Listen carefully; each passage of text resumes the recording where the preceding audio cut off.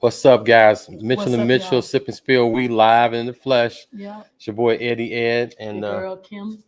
He yeah, messing me up I with that stole her Eddie Ed. shit. I stole her Right, it shit. don't work. I It mean, I don't. tried to give him Ed edibles, But but he just that's for ain't when we do. satisfied with like most ninjas. So, Yeah, we ain't never satisfied. Give us an inch, anyway, you want to take 15 miles and shit. That's how we be. that's a shame. Oh, oh, It's just a shame. So as always, I'm eating because she don't damn it, ever I eat. eat. She never. Okay, Well, you never eat. That's what it is. okay, but I'm eating now. I Yeah. got that serious problem called anemic. It takes your appetite away. Y'all know about that earlier. We was just talking about how you cold all the time and you need ice. That's me. Right. What's up, Instagram? Whoever's on Instagram, what's up with y'all? If What's y'all up, on that. y'all? Today is going to be a more of a well. The idea of the show was going to be Mhm. more of a broad, a big subject. I won't say a broad subject, but kind of a big subject, Yeah. talking about men and our different aspects of men and their emotions and their ideals and things that I guess a men tell all is what it was prepped to be. Some of our guests are going to come on a little later or whatever. So we're going to go and have a good time tonight and just enjoy what we have so far. Um, hmm, what's going on there? Just went out. Hmm. It went out. It Should I says cut it something wrong. off? No, you're fine. You're fine. So, um, I'm gonna put my food up because I'll be smacking all in the go ahead pan. and do your thing, Fizzle. This this how BP get out. We eat. Yeah, that's how we get down. And the So, good thing about it what you is think? that we are on EK Network. That means we on EK Network. That means we do it when we want to do it, how we want to do it. Ain't nobody gonna tell me I can't eat or sip on my own damn show, right? Right. Um, I okay. I'm You sorry. think they can hear me? I just want to make sure they can, because sometimes it picks up, sometimes it don't. I don't want us to be where I'm I'm not eating. I overbearing. take a damn break. Yeah, I'm so sorry. What's up, y'all? Appreciate the love. Yes. And if you got, say hello, whoever's in and whoever's Yeah. on, So we say can say hello. hello to you. Mm-hmm. So just don't come on and sit back in the corner. We can't see your face. Just say something so we can shout you out. Even if you want to give us an alias name, we cool with that. Right, But cool we with that. appreciate the love. Right. So we had our girls, our friends, Cigar Lines. That's Hey, Vanessa. Vanessa, Hey, what's up, you Vanessa. guys? Hi, y'all. Hey, Vanessa. Ask me, can she say something? Vanessa, can you hear me?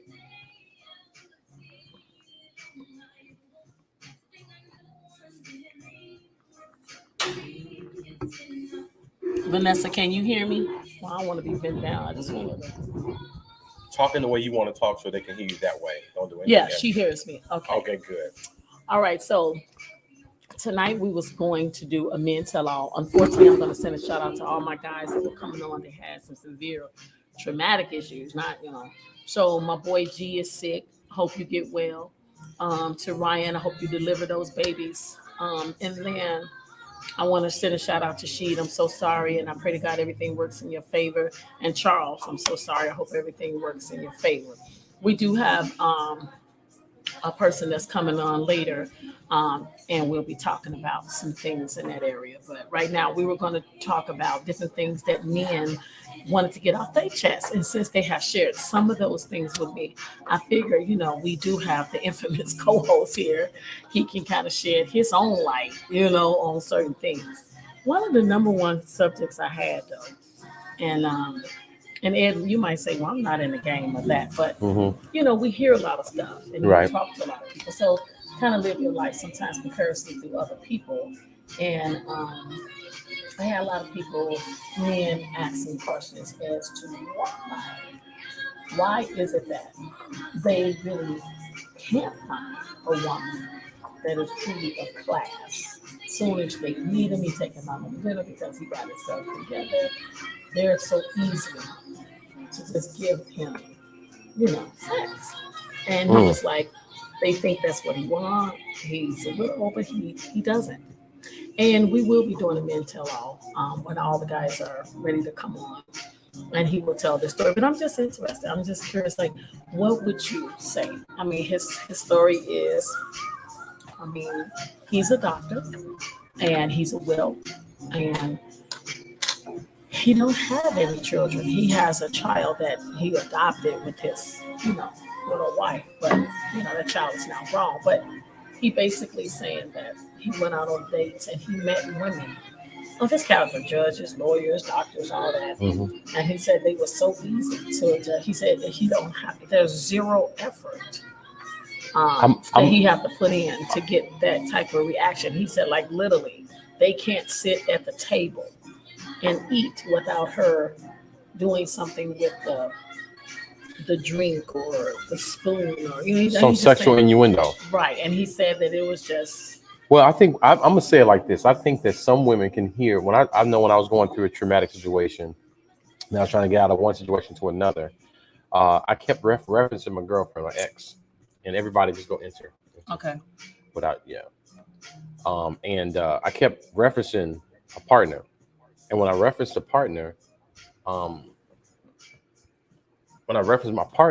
they knew that I had issues or whatever was going on. They knew what was happening. They can hear it, my voice. Mm-hmm. And so they probably saw an attractive person of success and substance, and they probably felt like emotionally they won't get anything out of it. He was still in that situation. And sometimes we do and say things, our body language, and sometimes not necessarily what we say, but what we don't say that people pick up on. They're like, okay, I'm gonna go ahead and sleep with this guy because he's sexy and he's whatever. And I need that from him, but I'm not necessarily going to engage. I can't take it serious. He's not done with that situation. That's a possibility that, from my assessment, what could have happened. Also, so I'm just going to say that's perhaps that could be scenario one. But how about this one? And, I'm going to go ahead and talk about my women because this is true. We know, right, with meeting him and his statue, period, from the shoe size to the damn pants print to his hand size, if you're going to give him some ass or not. So let's just keep it 100. With the end of the day, and if he come with your status quo, okay, he makes this amount of money, he got this kind of car, he could do this, and then he taking me to a 5-star restaurant. Mm-hmm. You know what I'm saying? So you automatically feel like he didn't treated me this good. Mm-hmm. He damn that, earned that ass for that night. You know what I'm saying? So I'm going to go ahead and just give it to him just because. But not every man wants that. Not every man wants. Men are hunters by nature. Right. So if they figure if you serving it up to them so fast, who else you not serving it up to? And what my friend is saying, and I think he's saying that no matter what he done, so he left that type of class woman and went and met a woman that don't have that type of class. She just got a regular 9-to-5 job, blue collar, as you will. Okay. And he said he had more chasing to do with them than he had with a woman that you would think to have all herself together. So my take on that can be this. Most women that is established, they already is assumed or projected to have someone already. So then they become lonely. You know what I'm saying? And, also you got interest in me. And I find that those be the most insecure women hiding because pain put up walls. Okay. But healing opened doors. Okay. So with that said, I feel like you coming in and I'm just going to open that door, which just so happens to be between old girl legs. But another woman that went through that and got herself together, that's why I believe that you need to take time to heal before you jump into other relationships. Yeah. Because you leave all that pain on other people. You putting it all over the place, which I like to call a parasite. So I feel like with him, I said, we can look at it and say, you're not over your wife or you going through that. But he ain't even got to the part to tell them on the date about that he's a widow. He ain't even got to that part yet. Sometimes it can be in your body language, though. Sometimes it can be just something. Not that you're a widow, that you just want a woman. Because a widow, you have to say that actually happened to you. No, you can feel it in your pain. You can hear it. It's certain things that when you, there's certain things you can say that's not necessarily direct to I lost a wife. It could be like, man, I'm at a place in my life where I want this and I want that. And it's things that you may not necessarily say that people can pick up on that you may not say directly, I lost my wife. You may be like, yes, I want at this point in my life, I want to be it this way and I want to do it this way. And I see things from a different light or a different perspective. And that could be things they're hearing like, oh, wow. He's a little deep. He's a little elevated. Because most people that in those positions seem to come off, especially if they aren't married at the moment, seem to come off as a little bit more egotistical and narcissistic. And you see a guy that's not like that, say, But see, okay, that's the same way with a woman that got her stuff together. They immediately think that she this and she that, so she all like that, and she got this and she got that. That's why the power of assumption is just so crazy. You really need to take the time to get to know a person. And I'm just saying, if you coming off and you barking or you quacking like one, which is, you say you just give me player vibes or you just give me hoe vibes, then that's what it is. But he said he got confused because the women that he was actually engaging with presented none of that, showed none of that. He even went out on a date with a woman that is a widow just like him, a MD just like him. So he knew that they would have commonality. right. And she told him right out the gate, so we can skip to dessert. And he was like, oh, you don't want, she said, no, we can skip on to dessert. And skipping to dessert, she like, we can just go on home. Your house or mine.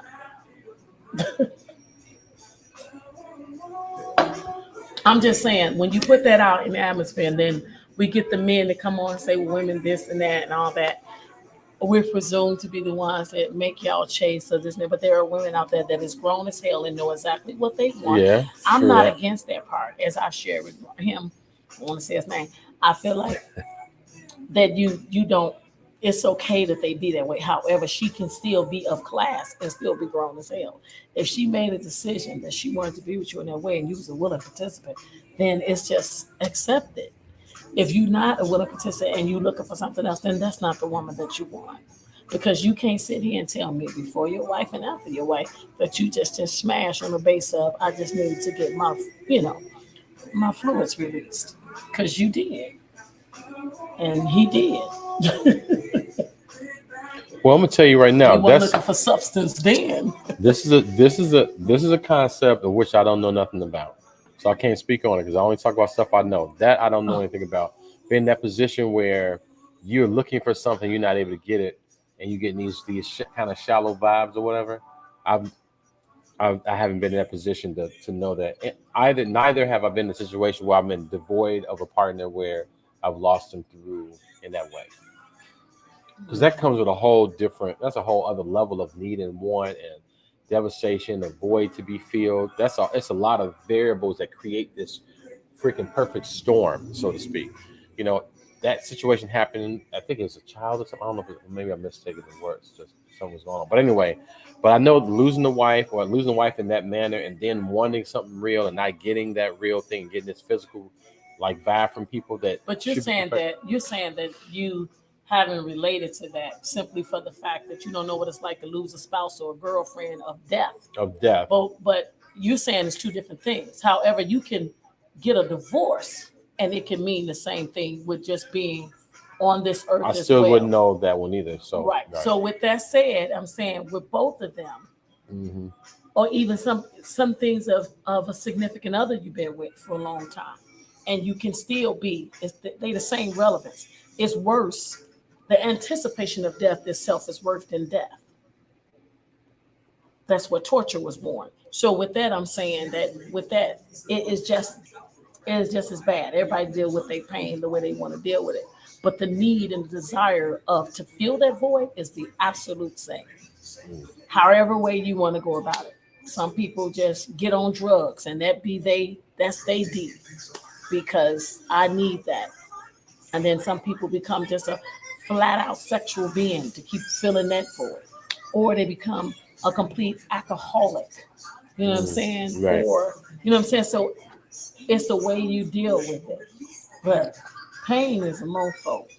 Most of the time, you be trying to avoid that pain and be causing more pain.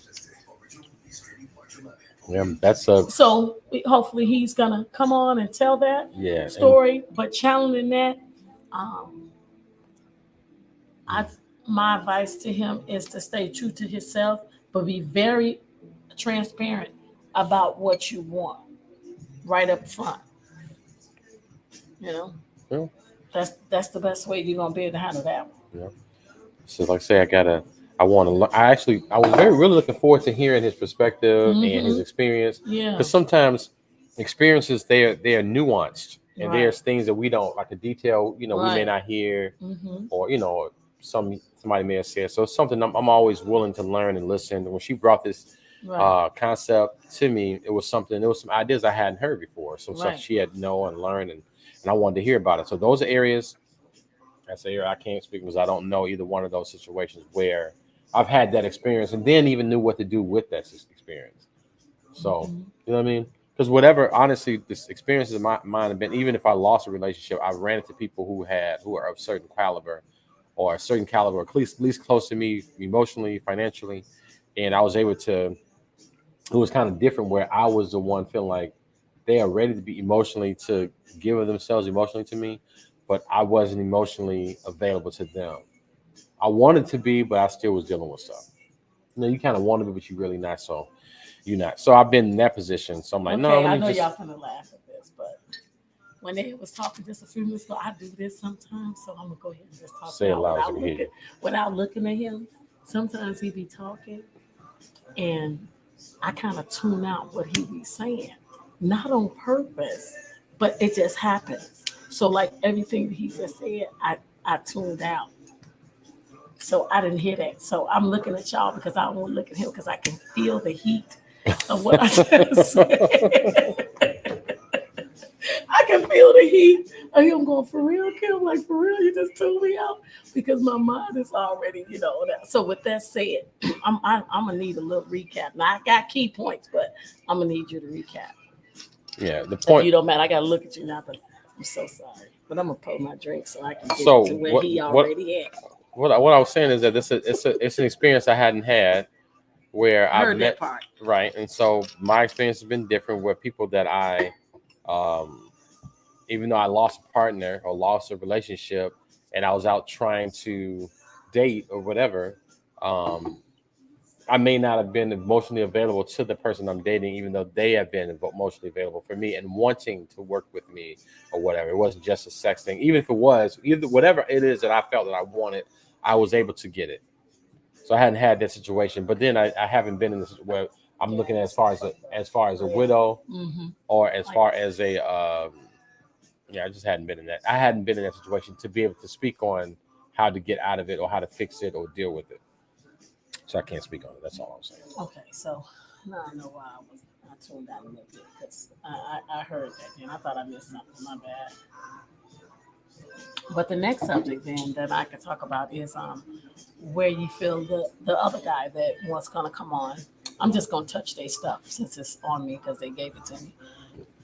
We did a show with G. He was on and he was stating and saying about how he didn't have a relationship with his father and he wanted to be different. He wanted to be a different father versus the kind of father that he was raised by. And his father did not like his son's mother, so he mistreated his son. And not mistreating, just like he kind of left him out, kind of pushed him to the side. And so Ed gave G the suggestion to just kind of like sit down with his dad and just kind of talk to him and tell him where he at and what he thinking to kind of see if they can get past that and move forward so he don't have to be that particular grandfather to his son, Mm-hmm. regardless if he chooses to be a father to him or not. G had I said in the past that he reached out to his father and tried to do that, but the work. So Ed suggested that he do it again. However, he still had an issue where he was very, very close to his son's mother. So his son's mother takes up for him. He was like, she didn't like the grandfather because she was like, he just wasn't all that. So with that said, she was like, he don't like his father don't like her because she took up for his son. That can be a little tricky. You know what I'm saying? Mm-hmm. It's like, do you get involved or you don't? Especially now that G and her is no longer together. So he just still carry that anger towards her regardless. So and that, you know, has exuded to their son, to his grandson. Yeah, It's sad. she had built up a barrier, but basically like she wasn't fucking with him. The son wasn't fucking with the father. That ain't my daddy, so I ain't got to fuck with him either. So Right. because of that, she was like, I ain't got, you don't deal with him. All the shit he done told me about how he felt about you, I mean, I'm not invested. You know, it's just like anything else. When you don't tell you, it's like the first thing they tell you, marriage 101. Don't tell your family about what goes on in your household because your family won't forget that shit. Right. And you and your man and got over it. Your Y'all mama they done made up, and your y'all mama come and sister around like everybody hee-hawing laughing. And they like, no, I remember what that ninja did. yeah, I know what he did. Fuck him. So when you tell same thing, if you got issue with your daddy and you tell your girl you got issue with your daddy, and she like, well, you know, that's all she remember. Right. She may not say nothing to him, but she like, I'm good on him. I'm good. I don't need to go make no extra moves. Okay, now the vice versa. Now, if you marry or you in a relationship, and you telling me that you got a problem like G when he was with his baby's mom, his son's mother, he was saying all the crazy stuff. She was, enduring it with him because she was with him. Exactly. But okay, they're not together no more. Their stuff didn't work out, right? Right. So G wasn't saying like she still mistreat his father. Now she just know how he operate because she knows. But he still hold a grudge towards her. Right. Like, but it's so sad because he's doing it to his own grandson. Well, see, what happens is nobody. This is why one of the books I'm writing now. You saying you shouldn't talk about it to nobody? No. I'm saying that people. I go into a room and I realize who I am in the room. This is just me. Everybody's not that way. I do not rely on subservient thinking people to. I don't put my life in the hands of people who I don't know are capable of or competent. So I know that my father. It's a domino effect. I talk the shit to my girl, bedroom talk. She has an issue. She just got in her subconscious, so she don't fuck with him. She ain't never had to fuck with him. I got a daddy. Your daddy, you don't fuck with him. I don't fuck with your daddy. Now you and your daddy getting kind of cool, man. You broke up. I'm still like I'm at a place where I'm used to not talking to your daddy. He don't mean anything to me. I'm accustomed to it. Your dad, that's your situation. Now your dad felt the energy from her for a long time ago. So he like I ain't fucking with her. I'm not gonna make her move. Y'all not even together either. So as the mediator, as the person who is the authority in the room, the person who is the higher thinker, they have to say, okay, check it out. I know what happened. I know what's going down. Y'all don't know. You on that side of the fence, me on that side of the fence. I told my girl some shit because how I was feeling, because it was real. She responded, reacted according to human nature. So tell you what we gonna do, Dad. She ain't reaching out to you like my sister would reach out to you because my sister's your child. Or my brother, whoever his other grandchild was, right? So they fucks with you. That's daddy. That's not you're not her daddy. Right. So because that's the situation that I basically inadvertently created, let me fix this. Dad, check it out. This is what happened. Fuck with your grandson. He missed you and stuff like that. I didn't know because I was living in my feelings. I didn't know 4 or 5 years later this is going to be the results. We don't see that. Right. Now this is the results. This is why you look at her like she don't like you. She don't like you because of shit that I told her. Because I didn't like you. Right. But I love you. My daddy, so I fucks with you. So that's how that worked out. So basically you say, okay, you mediate the situation. You fix it. You say, okay, this is what we're going to do. And that's how you do it. That's my opinion on that. I think that was good advice you gave, G. So we're gonna tune in and see. It went out because of this just went out. But I think we're gonna tune in and absolutely see. It don't look like we need it though. We're gonna tune in and see the outcome. G's gonna come on and he's gonna tell us exactly what happened, so we can kind of see what went down with that, because apparently that's a real touchy issue. It's a touchy issue. Yeah, real touchy issue. And then it's just flat out damn near hurtful to see your father treat your child a certain way. You know what I'm saying? It's sad that anger and madness can go that far to an innocent child that don't know none of that. He just know, and it's not like his mama is saying mistreat the grandfather. You know what I'm saying? Or he's even saying, he's like, Dad, have a relationship with him. Dad, I mean, come on. He has to bridge the gap. Right. He himself has to bridge the gap. And that's another thing that, a lot of times we also had this conversation, a lot of my buddies around.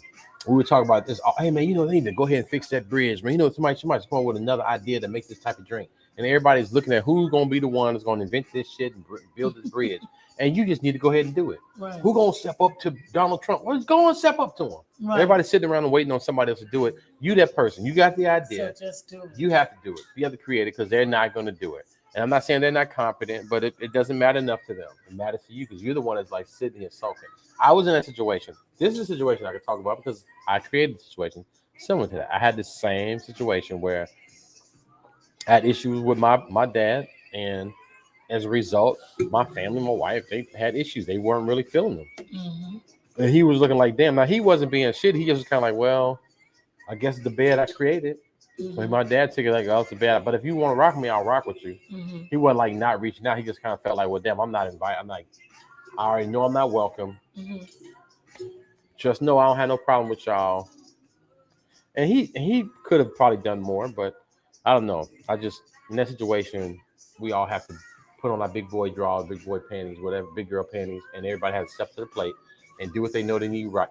That needs to what they need to do right, and just do it, and don't wait on anybody. You create it, and then there's a thing that I'd like to do.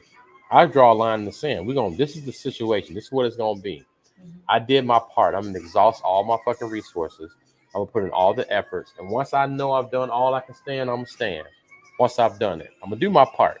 I didn't extend the olive branch. I didn't say come on through. I didn't said I'm sorry. I even told us how I acknowledged what we did wrong and what we fell off at. I did it.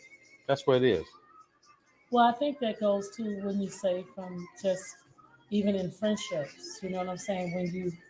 When you run your mouth to your friend, okay, it can go just like that. And your friend is mad at your boo for what you told her that he did. He have been cheating, lying, hitting you, all that. Damn. And then all of a sudden, she come over or she around y'all and you like, girl, girl, that was that was a while ago. She like, shit, that was last week. You still mad because you didn't cuss him out. So now he telling you, your boo telling you, you can't be friends with Kip. Because see, no. You know what I'm saying? She be starting shit. And really, she was never starting anything. She was going off what you told her as your friend. So that's why you need to be careful about when you get to telling about something that's going on in your intimate relationship when you still mess with that person. I'm going to go even further. It's messed up when a person is being abused and you want to help your friend, but you don't because you're like, I'm gonna do all that, and then my friend gonna still be with him. And then how I know they might not plot to do something to me when I'm looking out for you. That got to be the most craziest argument when you argue with your friend, your girl or your boy, and you like, how you mad at me for getting into it with your boo, and I'm taking up for you.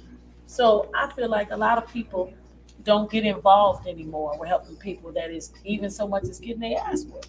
Because it's like, I mean, I'm that ride or die type friends. My girlfriends know. One is on here right now. She can call me right now and say anything. And believe me, I will be there so fast. But at the same time, I need to be sure that's where you at. Now, if you on some bull crap and he laid you and deed you down, and then now all of a sudden you tripping on me and acting me funny, then that means I have every right to whoop your ass now. Because see, now you didn't put me in. That's why my circle is small. That's why I don't really mess with female. Because I'm just keeping it 100 because that's tired that you would do that. You know what I'm saying? That's messed up. Just like a guy. He said that he was my brother. True story. His neighbor. The girl kept getting her butt whipped. But her boyfriend kept coming over, middle of the night, morning, or whatever. Everybody in the building trying to help her. Everybody. She snapped on everybody in the building, telling them to fall back. Leave him alone. Old girl was missing for 2 days. He killed her. Yeah. They tried to save her, but she didn't want it. So you gotta want it, and it's sad because it be true people that be needing their help, but people don't want to help anymore because they like, I've seen someone help. And then, hell, he got killed because he was trying to help her. And guess what? She's still with dude to this day. That was 10 years ago. And she's still with him to this day. But that young man lost his life. Friend of mine, fighting the dude. They all was friends. He pulled out a gun on a friend. He died. He ended up shooting himself with his own gun. But his friend went to jail for 15 years. He got sentenced to 15 years. He didn't shoot the gun, didn't touch the gun, nothing. He shot himself trying to shoot him, trying to help him. And he doing 15 and he dead. That's why people don't want to get involved now. And it's sad. So it's like, you got to ask, I mean, are you done? Are you really done? Or are you just mad right now? Sometimes you just mad. Because, I want to let y'all know too. I know some people don't want to hear this. But you can't kill people, y'all, over cheating. You can't kill them. You can't kill her. Okay. How about you just pack up your stuff, and just keep it moving. Just gonna have to, as you say, put your big drawers on and your big panties on, but you can't kill people for cheating, y'all. You just can't. You know, for real. People lose their mind over that. That's some real shit right there. People Mhm. emotionally, they find you tricking off, people lose their shit over that. That's Yeah. a whole big deal. Oh. What's the third one? I know you had another one. Um, that was what, Ryan, and then the We dating did the apps. G thing. Everybody is talking about. No, we did G, we G. did G. Ryan, and then Let's see his name.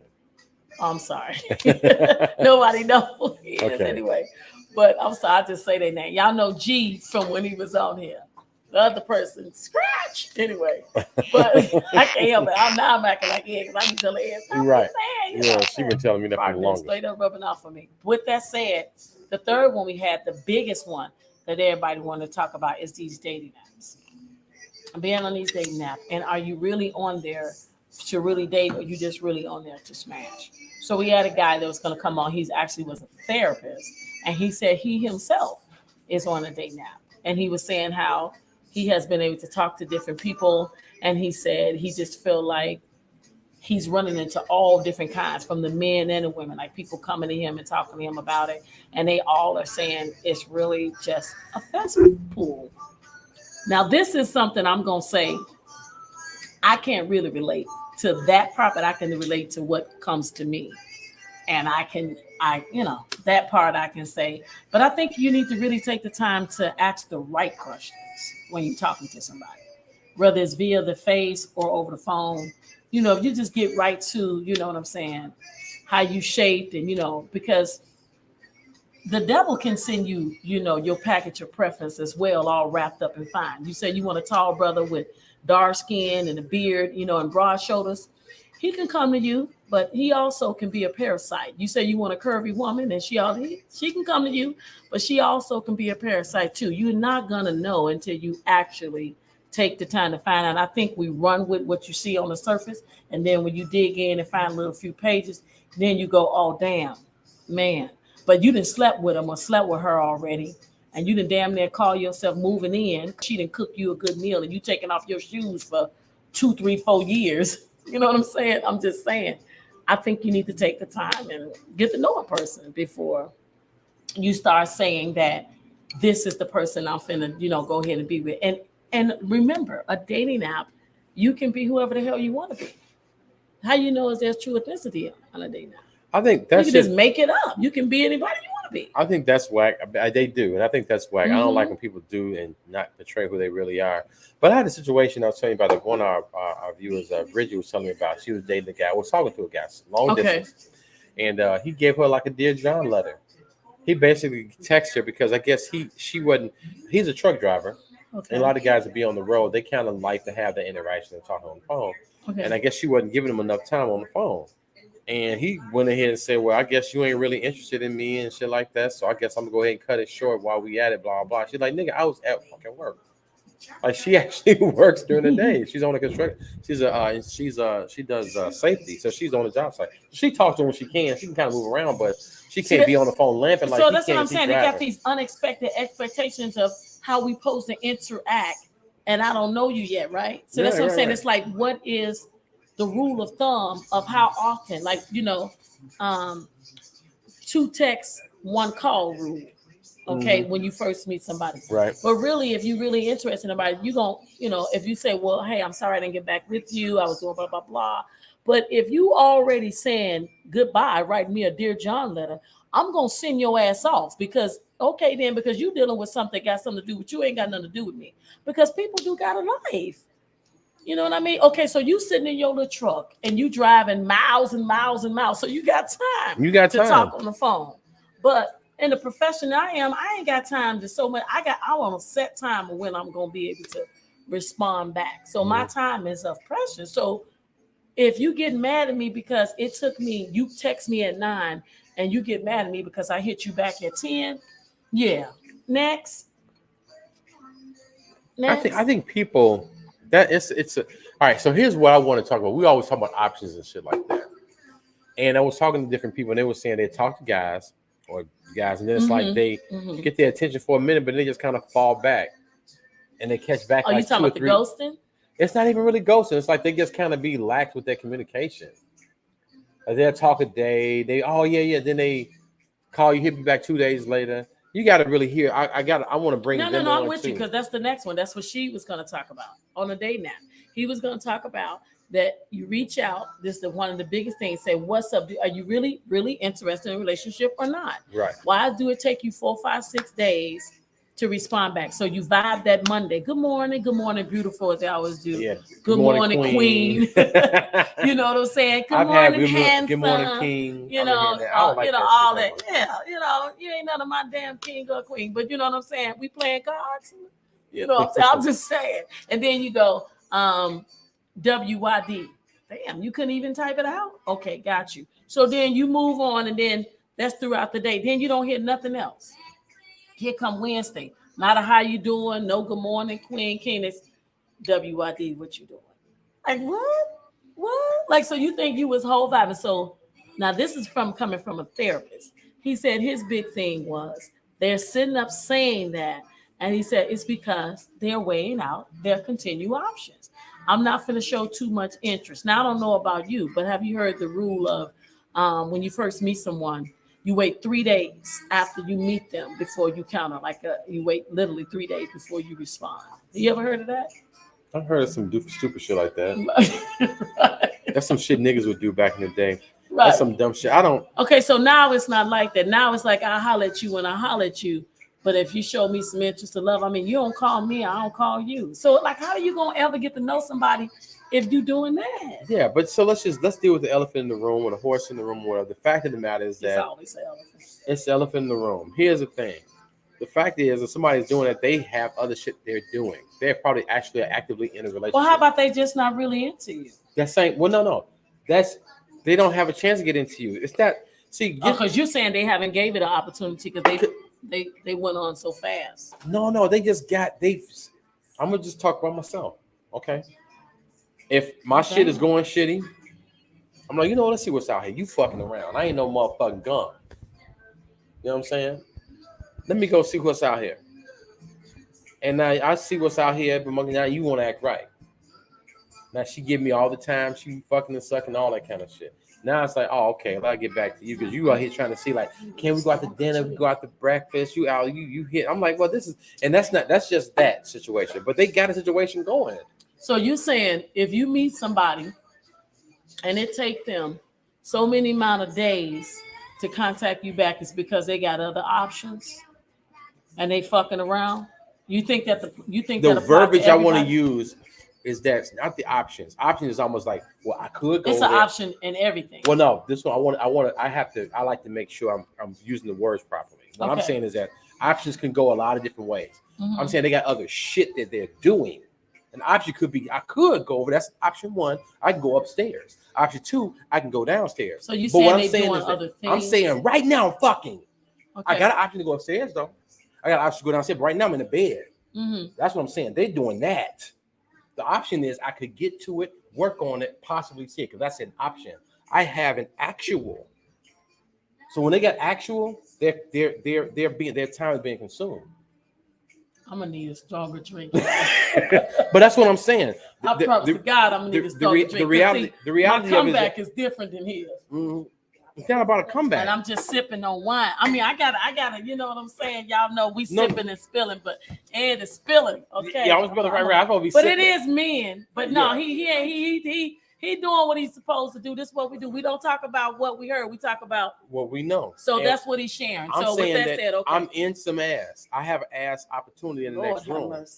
But I'm using options. So for person now, if he don't have that, if he not in something, in his drink. What the fuck is in here? God damn it. I'm just saying, I'm in it. Okay. I got a situation, and the situation was a little murky, a little tricky.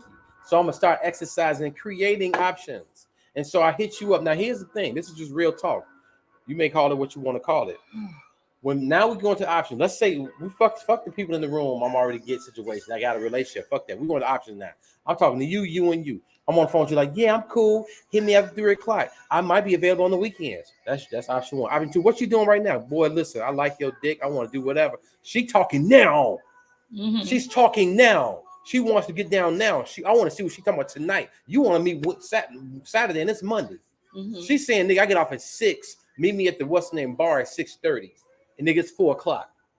So I'm not gonna be like, what are you doing? Oh yeah, hi, kiki. Good morning, queen. I'm gonna see you on Saturday, nigga. I'm rocking now, and that's what they doing. That's the real shit. So nobody, because men are they go where the shit is at. If you own it, you own it. You talking about roses and petals and take me out to. I want to be dated and I want to be treated like this, and she like, nigga, give me that dick. Run that. So you saying that I got you on dinner. Let's go. And you're like, okay, hey, Miss Saturday, Miss Option, I'm gonna hit you back. You so cute. Good morning, Queen. 2 days later, I done fucking stuck 2 days. Now I'm hitting you back on what you doing? Because he done went down. Now it's like, yeah, she cool. I got her now. I got her scheduled for so next you saying week. you feel like all brothers is like that? I'm not saying all brothers are like that. I'm saying Is a reality so of that's your take. So talk to me about the other type of brother. Do you feel that there's another type of man that he just got shit going on and he might have vibed with you that day because he was absolutely off work or he had time? shit going on like what? His mama sick, his wife in the hospital, having a baby. Okay, let's flip it. What if it's a female? I can't speak on women. I don't know. Okay, because you I tell can. me about that. Okay. I don't feel like I know I'm the queen of giving people benefit of doubt. But I do believe what Ed said that men do that. I know niggas that are surgeons that is going to work in some ass in the middle of surgeries. I feel like that's like that with men and women that you can do that. But I feel like people make time for what they want. Even if you sitting on something and riding something as he's sitting up here being the monster that he's talking about. Because that's a motherfucking monster. I don't care what none of y'all say. But with that said, women are like that too, though. We just cold and smooth that. I'm just keeping it 100. But it's a reason why you cold and smooth that. No, it is a reason why we cold because we absolutely smarter than y'all. But with that y'all said, got the pussy. Y'all no, they don't got nothing to do with it. That has everything to do with it. Y'all are just routine. No. That's the same thing. Y'all you got routine. You got got routine. Y'all routine. Women got you be in your feelings if you just women got the pussy. Women got the pussy. In your feelings just because your feelings got hurt. You change your routine. No. That's why I feel like I'm saying we talking about tricking off.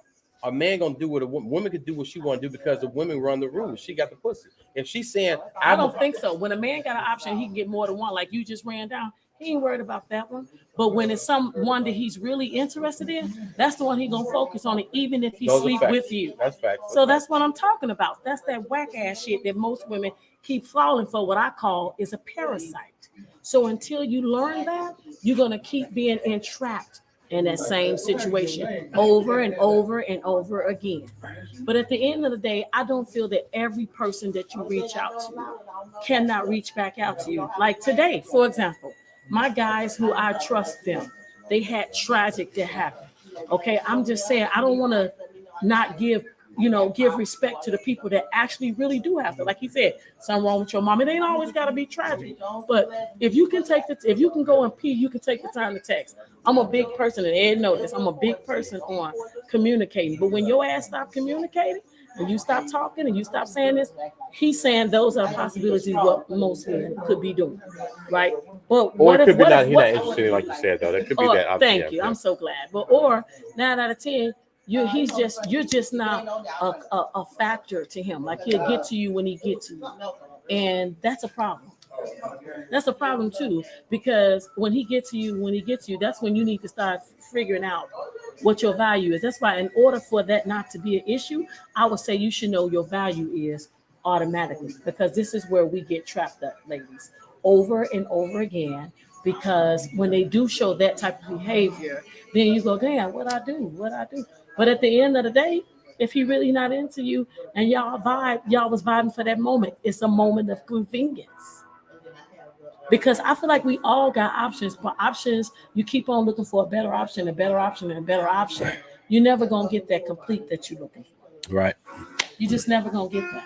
I mean, it's all, I feel bad for that you get trapped up into that dating world. I feel like dating world, I've seen this plenty of times where people say, man, can we just get past that? Can we just get to the point where we all in love and we, I know your favorite color, you know mine, blah, blah, blah. But I want to say, even on that side, it's still BS. So my next subject that I want to talk about, that I think I kind of ran off with it, guys, is the pretentious of pretending to be something you really isn't. I think that meeting people replicas and saying that you're this and you're that, and then coming to find out it's not going to take long. The real you is going to reveal yourself. Yes, it's, you know what I'm saying? So I think that's the big thing too in the dating world. You say you all this and this is what I like to do. We had a show where we brought a guy on and he said that he had reached out to a long distance woman. They vibe really well, and he said that he started even sending her flowers. He was feeling her so much, but then she ghosted him. And just like Ed said, now this a female, y'all could have just did the same thing. We don't know what a situation was, but he said he felt like that they had options. Like Ed is saying, like she was basically probably sitting on somebody else, but he decided that what when she reached back out to him, he said, hell no. Now, as women, we kind of build different, and depending on how much of our value that we realize we are, we probably talk to him. We'll hear him out, and he'll give us some story, and then we talk to him. But he said, that's why I say you learn from men because they don't have that nurturing as we do. And he felt like, look, no. He said, no. He said, yeah, I'm available. I'm not available for you. And she was like, what you mean? Like you being super mean to me. And he was like, I'm not being mean to you. He said, I'm just not available to you because you didn't have no words for me. And prior to that show, Ed and I was doing a show about how people just constantly, because I kept getting hit with, talk about ghosting. Right. And people were saying they got ghosted. Well, this is a man saying he got ghosted. And look how he handled it. When the way he handled it with his ghosting, he was like, look, I'm done. Bye. Move on. Next. And the woman was devastated because she felt like she had a true connection to her. She had a true connection. And probably was a good person too, good vibe. He said that she knew, and she probably knew it too. You be feeling like that. They be like, and then I think I'm in that situation. I remember what you're talking about. I think that she felt like somebody came back. That's what I think with me, you kind of got like somebody came back, and it was somebody she had a past with a history with that she was like hoping that was gonna work, and she revisited it. And it was just bullshit, like she always knew it was. Right. And she tried to go back with him, and then she just kind of. That's happened a few times. That's that. Okay, so that's that next thing, that entanglement and not healing, because you feel like this, and Ed, you can go here. We both can, and all y'all out there hear this. When you have a relationship, whether you're in it, I saw this on a date nap. I'm still on the date naps. I saw this. The lady said, if you're married or you're separated or you in between relationships, please pass me up because I don't want to engage in any of that shit. Okay, this is what she posted, maybe like a month and a half ago. So then a guy reached out to her. She thought everything was good. They met up, they started dating. Now 6 months later, she put the poster she put out, and then 6 months later, come to find out he was not over his ex-girlfriend. So he still had some type of entanglement. Now everybody's asking her questions like, okay, but what you mean? She said, well, was y'all together? She said, we were seeing each other regularly. She said, I would have never thought it was another woman involved. But as you heard Ed, when he was speaking, what I call ninja monster, that's ninja monster talk.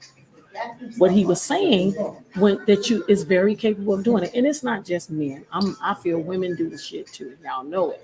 So with that said, I'm saying when you were speaking that's what he didn't feel like he was doing that. He felt like he was really digging her. Let's just call her Dorothy. So he felt like he was really digging Dorothy, but he was still hung up on Lisa. He just couldn't. And he said, no matter how. Now this is their conversation.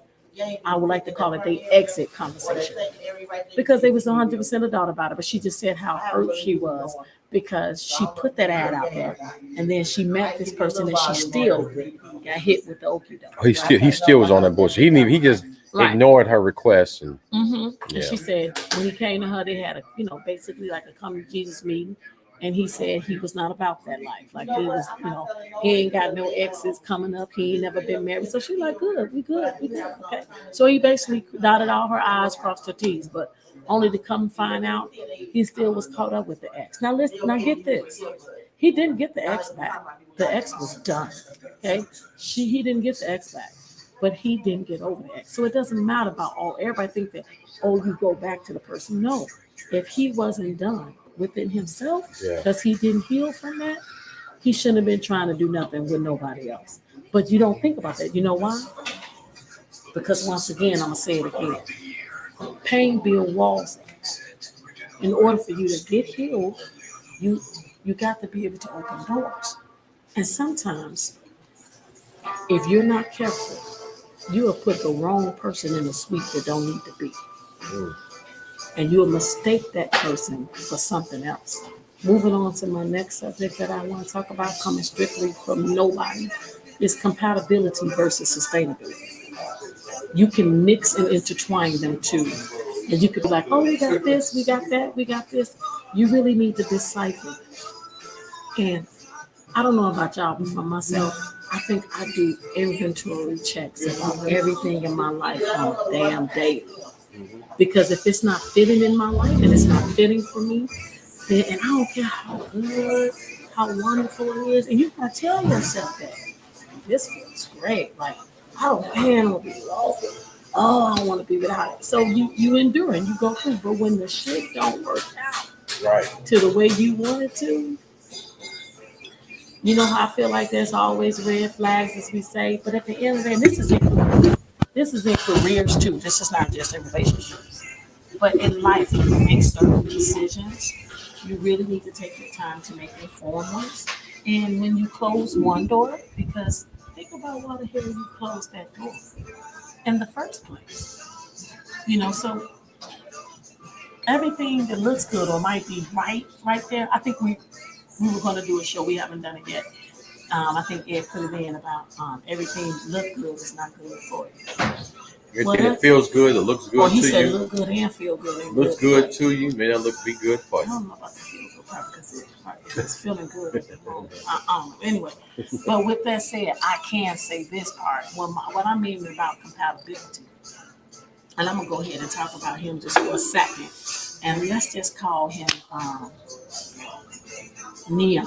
So I was sitting and I was talking to Neon, which is a mutual friend and family friend, you know, between Ed and I. And he said, you know, just because you have wonderful chemistry with a person, right? He said that doesn't mean like everything about them is gold, right? And just because you got everything that's I'm taking it a step further and say just because everything about that person is compatible to you on the surface, are they really? What if the only common denominator you have with that person is because both of y'all just went through breakups? Both of y'all just had divorces. Both of y'all know what that particular pain feel like. But then after that common denominator is gone, then what you have. Mm-hmm. That's what I mean when I say take inventory of your life. Mm-hmm. Make sure that everybody that's in your life is fitting for you for the common good. Now let me tell you something about a partner, which is totally different. Most of them get put on a damn shelf or in a damn basement because you mistaken them for that other person. And they'll do that to you. And with that said, I just feel like that's the issue that we go back and forth with, and we just simply we miss it because we like see that like that. I don't know about that one. That's a little bit too not in my element. I have never done that. Right. I haven't felt that. I mean, I don't know about y'all, but I've been told plenty of times in my life. Okay, I ain't never met nobody like you. Why if we met? Okay, so I might be one of those people that get put in the basement because it's just when it's just unfamiliar, it's unfamiliar. Then you know what I'm saying? And then when you realize it, that damn door be closed. But you gotta figure out what all that means: compatibility, sustainability, how that person really fit in your life. So when I say a partner works like this. If that person have come in your life and you are evolving, and you know damn well you evolving, you evolving, and I'm evolving. We're in this together, so we evolving together. It's a keeper. Whichever way you want, that's a keeper. Because in your life, there's not a certain commonality. That's not like, oh, okay, once we heal, what we got. And look, and let me tell you something, if you do got that person in your life where y'all was common to each other about a certain situation, say you healed and that person didn't. Okay? You can't make them get healed because you healed. Meaning you can't tell them, come on here and get where I'm at because I'm healed. They not healed. They take a little time to heal where they at. So you can't be like that. You have to still be in their life if that's what you want. But you can't make them be there where you at. Because and that common denominator between y'all two it still have to be able to flourish if you both pulling. So you can help them along. You know what I'm saying? You can help them along. That's when you determine which is which. But I feel like a lot of times we just keep going, and we don't really take time to just really take a full look at who we talking to. Mhm. And that's in every type of relationships. As my sons have gotten older, I can't talk to them the way I used to. They have their own experiences. They have things that they have endured in relationships and being fathers. So my relationship is different. I have to meet them where they at. That's because from what they went through. So I might have went through something. I'm all healed now. I got a divorce. I'm healed. Okay, but I'm with somebody else. They not healed though. Now that's what our common thing. We could talk about shit, and now I'm like, that don't faze me no more. But they it still do. So that's when you got to determine, like, okay, so is the compatibility still sustainable now because I'm healed and that person isn't? You can't rush somebody else to get where you at so you can feel better because you closed the door on something that y'all both used to be able to talk about. And I think a lot of times, even in stale ass relationships that you've been in for long term years, become stale because you evolve, you become different people. You experience different things with different people. And the reason why it stays like that is because you don't have that inventory. You don't have those come to Jesus meetings. You don't have that, let me see where I'm at right now and let's see where we want to go. And I'm a big person on that. I think that everybody should have those checks in their life. It's just automatic. You should. I don't see why you shouldn't. You got something to say about that, Ed? I'm agreeing with you. I'm So agreeing with I you. don't I'm trying know. to sit But down. let's see who's on. So Vanessa, you still there? We can't see who else. If you say your name and leave us a comment, then we can speak back to you because we can't see. We can't see who's on. You're gonna have to share with us and tell us. Yeah, say hello and whatever. What's on? What's on? I don't believe so. Oh, Oh, I'm sorry. no, you good. My brother hit me up.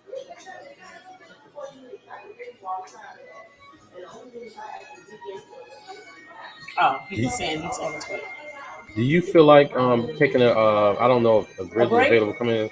Oh no, if you want to take a break you can, but I was saying if I want to know if Bridge because she wanted to Bridget come wanna in. come in? Let her come in. She wanted to come in, but she knew it was the men's because I didn't give She her can a come whole on. thing. We ain't doing men's week. So let her just come on in. She had a question and she's gonna go into the dating thing and talk about it was some stuff like that. But I haven't heard from her. Just send her a message see if she's Oh, coming in. okay. I But thought to she go was into on. what My you were bad. saying with that, I agree with my co-host said. One of the things that got that I believe we came in each other's lives basically that's Bridget right now. I'm on live, girl. This is crazy. Let me. Hey, Bridget, we on live, babe. So you want to call? You want to continue the link to come in, or are you available to come in to comment? Yeah, I can't stay long. You got my email? No, I didn't. Oh, I do have your email address. You want me to send the link to your email address? What email did I give you last time? I forgot. I don't know, but we are online and you on speaker, so I don't know. I'm gonna check the text or just text what you want me to send it to, so I can get you to come in and just make a Okay. statement. But we are talking about the dating apps and the whole nine. And I did want you to. I brought up the story about the Dear John letter, so I do want you to just give me a statement about that.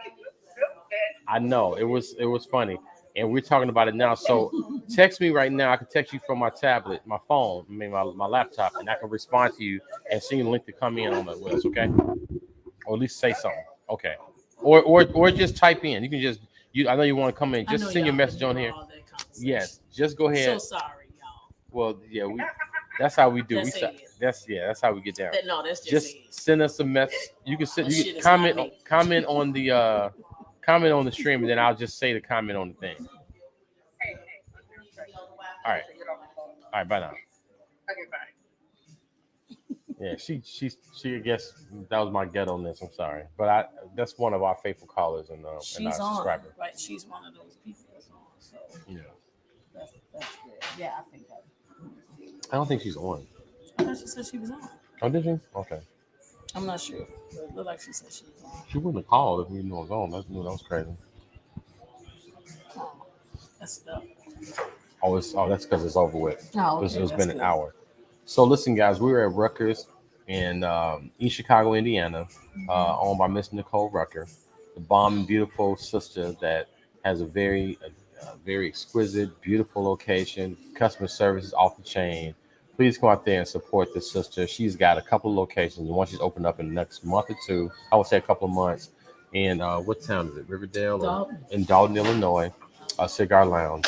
She does like I said, the customer service off the chain. She has great cigar options, and Yes. the atmosphere is beautiful. And if you want to go to a location where you feel warm and at home, and great customer service, great cigars, great experience, and it looks nice. The ambiance.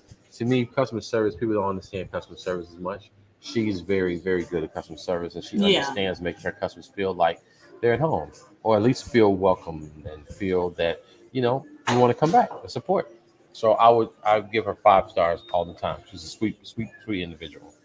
Very good business person. So if you want to connect, please come up. Ruckers Cigar Lounge. I think the address is 815 Chicago Road. 815 Chicago Road, East Chicago, Indiana. Yeah. Ruckers Cigar Lounge. If you're not in the Chicago area, even if you reach, my partner comes from a whole other state and comes out here, and that's how we do.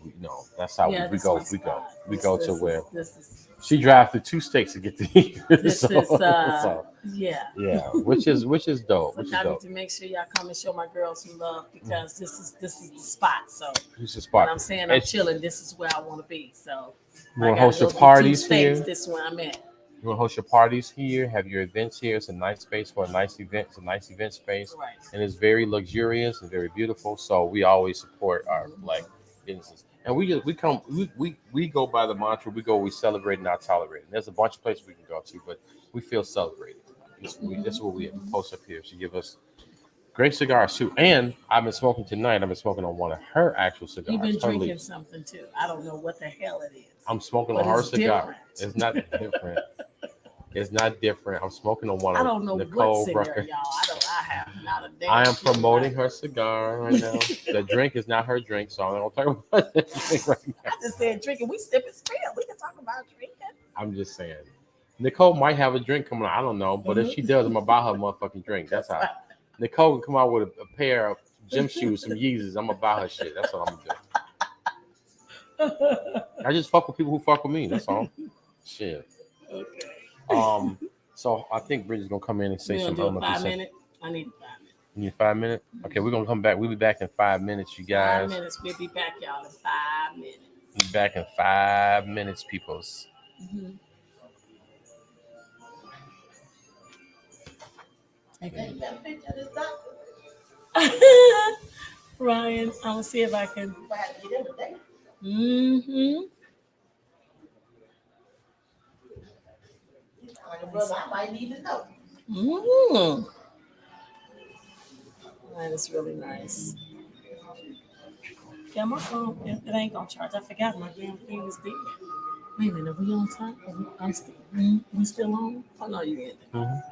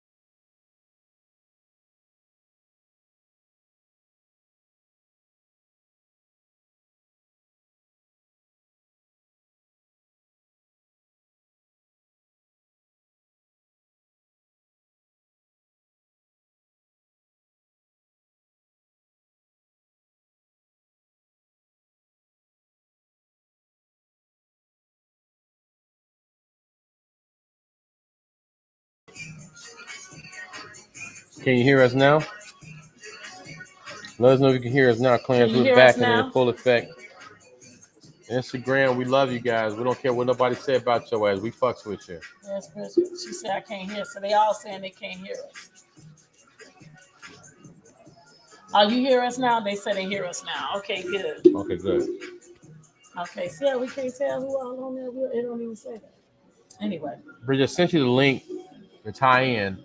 We've been having a little technical difficulties. I call myself upgrading our system, and when I upgraded the system, it fucked me up more. So it's just one of them things. He said he called himself upgraded. You know how you get a better job and shit, but you really can't do that job yet.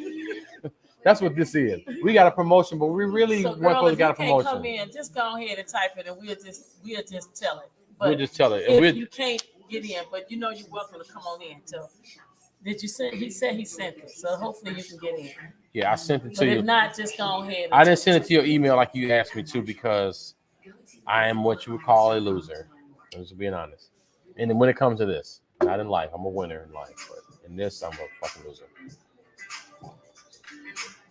But one thing I love about my partner, she always says when we start in the basement, she understands the process. We always appreciate the process of growth and building. So we know we start in the basement.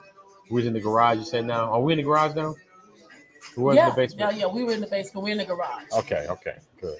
Garage. Somebody said, don't leave me hanging. Yeah, look we're in at the first like, garage. I don't know what he's talking about right now. I'll be honest. Yeah. So she has to come. So what we're currently waiting for, Instagram and Facebook and YouTube, we're waiting for one of our guests to come in, and she wants to be able to talk to us about a subject. So we want to give her the time to do that. In the meantime, yeah, we just pretty much looking at y'all. Right. So hope you're having a good Saturday. How was you guys Saturday? Oh, today was a beautifully warm day. All right, I can't even trip. I was so excited about that. It was wonderful. I had a good day, a good, wonderful, beautiful day. Well, it was today. Went to my brother does a thing in this place called Tavern LaGrange. Another black-owned establishment that we enjoy and we support. It's just a little loud for us to go there, so we don't necessarily go there and do our show. That is really loud. It's live music, and so we don't go there and do our show there, but eventually we will. We may go downstairs in the lower levels. I'll show you that. You went to the lower level in that place in Tavern, right? Where the bathrooms are at? Yeah. So we may do our show there at the lower level. Or when it's not so loud. Like I said, we always are there doing the we're always there doing the well, I'm there watching my brother's show, put it that way. Hold on a second. Okay. Oh shit, it's not gonna work.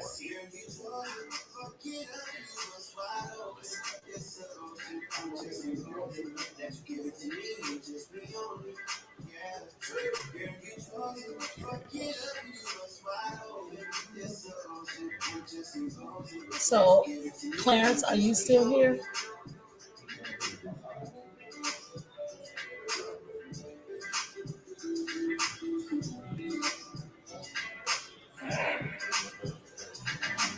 All right, guys. Now we're back. Okay. All right, I'm back. I just had to get a little couple things together. Okay. So I don't know, you just getting in. We did a bunch of things, Clarence, for talking about different subjects. So we're going to kind of keep it going with different subjects. Right now, we're currently on dating apps and what to expect and what people have encountered being on dating apps and, people being not themselves, people not healing, going from relationship to relationship, people pretending to be something that they're not, and then just incidents. So you do got some stuff that you can look, okay, Right. and see. But however, we still waiting on Bridget to come in. Yeah, I think she's trying to do it. She's waiting for me to send her the email. Well, I sent her another way. I just sent the email out, so that's all my fault. You know, that's when you try to reinvent the wheel. Somebody asks you to do something, you do something else and expect, different results. That's what that is. But sipping tonight, got a nice little soda. You didn't get that. You wanted to get that last week, the red. You found it? Mm-hmm. Yeah, that's what I had So this is, I don't think we put that segment out, but I was had my wine about a few days ago. It was a few days ago that I had it, and it was like, yeah, you need to stop. And maybe I just had, the whole bottle. That's what he was thinking, like, because you're not a drinker. And I'm like, so, now I'm an alcoholic. She's not a drinker. I don't know what she be drinking. She But can't do none of anyway, that I stuff. wasn't. I She does a good wine, though. All I did was have that. As y'all can see the top of my little bottle.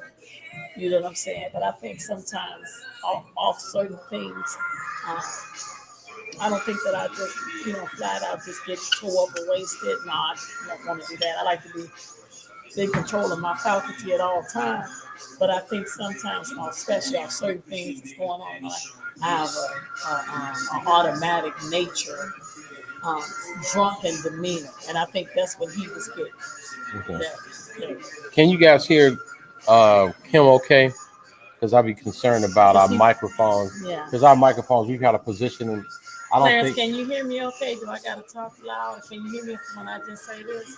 Can you hear Clarence? I turn her mic all the way up because Kim be like way back here. She'd be like, and then God so loved the world, and He gave His only begotten Son.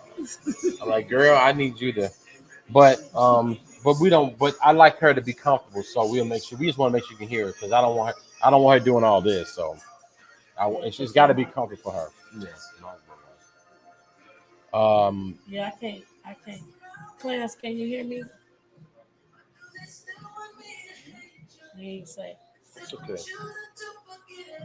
So I don't know. I had a conversation today, and I was talking to people that were close to me today, earlier today, and I was telling them that because a lot of times, because most of the stuff we talk about is all about relationships and dynamics of relationships, and just the inner workings of the guy's side, the woman's side, just all that communication, expectations, conflict resolutions, all that kind of shit. So I was saying today is that both sides, either side, has to put out their truth, right? You have to say what it is. Because I was having a conversation with somebody very close to me, and they were talking about all these details of things that were really kind of like extra credit details. Not that they're extra credit, but it's like we got to get to the root. The root is, what do you fucking want? Number one, no, that's 1B. 1A is, okay, got it. Let me put that on there. Post this thing. We'll get the clearance in a second. Number one is, who are you? Who's calling me? This is what Walt Keegan. That's your son calling for Walt Keegan? Come on, who calling me? I'm sorry, guys. Let me decline that. They calling our show? No, they're calling my phone, and it just stopped our show. Can you? What do you want me to do? It's a live video stop. I guess say finish, and then start it again. Yeah, Are you having a hard time? Look, there goes. Now what you want me to do? All right, I want you to hit the home button. Oh, Casey, that's what I was saying. Okay, yeah, do it in there. Then I put it back tighter. It's not even ready for. I get back to it. You gotta get it back. Okay. Because it's trying to prep. That's my girl Tisha came in town last week. So what I was saying is that you have, number one, you have to be honest with who you are. Who the fuck are you? What the fuck are you? Who are you? I feel like today. What do you want? I'm so sorry. I just feel like today. I feel like I'm Ed, and he me today. I mean, see, Clarence, you didn't see it earlier. That got a girl, Miss B. But okay, here we go, boo. Please watch it earlier. Okay. You want to add you to the this here? You want to add you to the stream, or what do you want to do? I don't know who he is. Clarence laughing. He is me, Clarence, today. I'm gonna add you to the stream, Bridget. You ready? Bridget, you want to add you to the stream? I done rubbed up on him. I'm bringing Bridget on in. All right. Okay, this is the part that I hate. This part right here, I can't seem to get.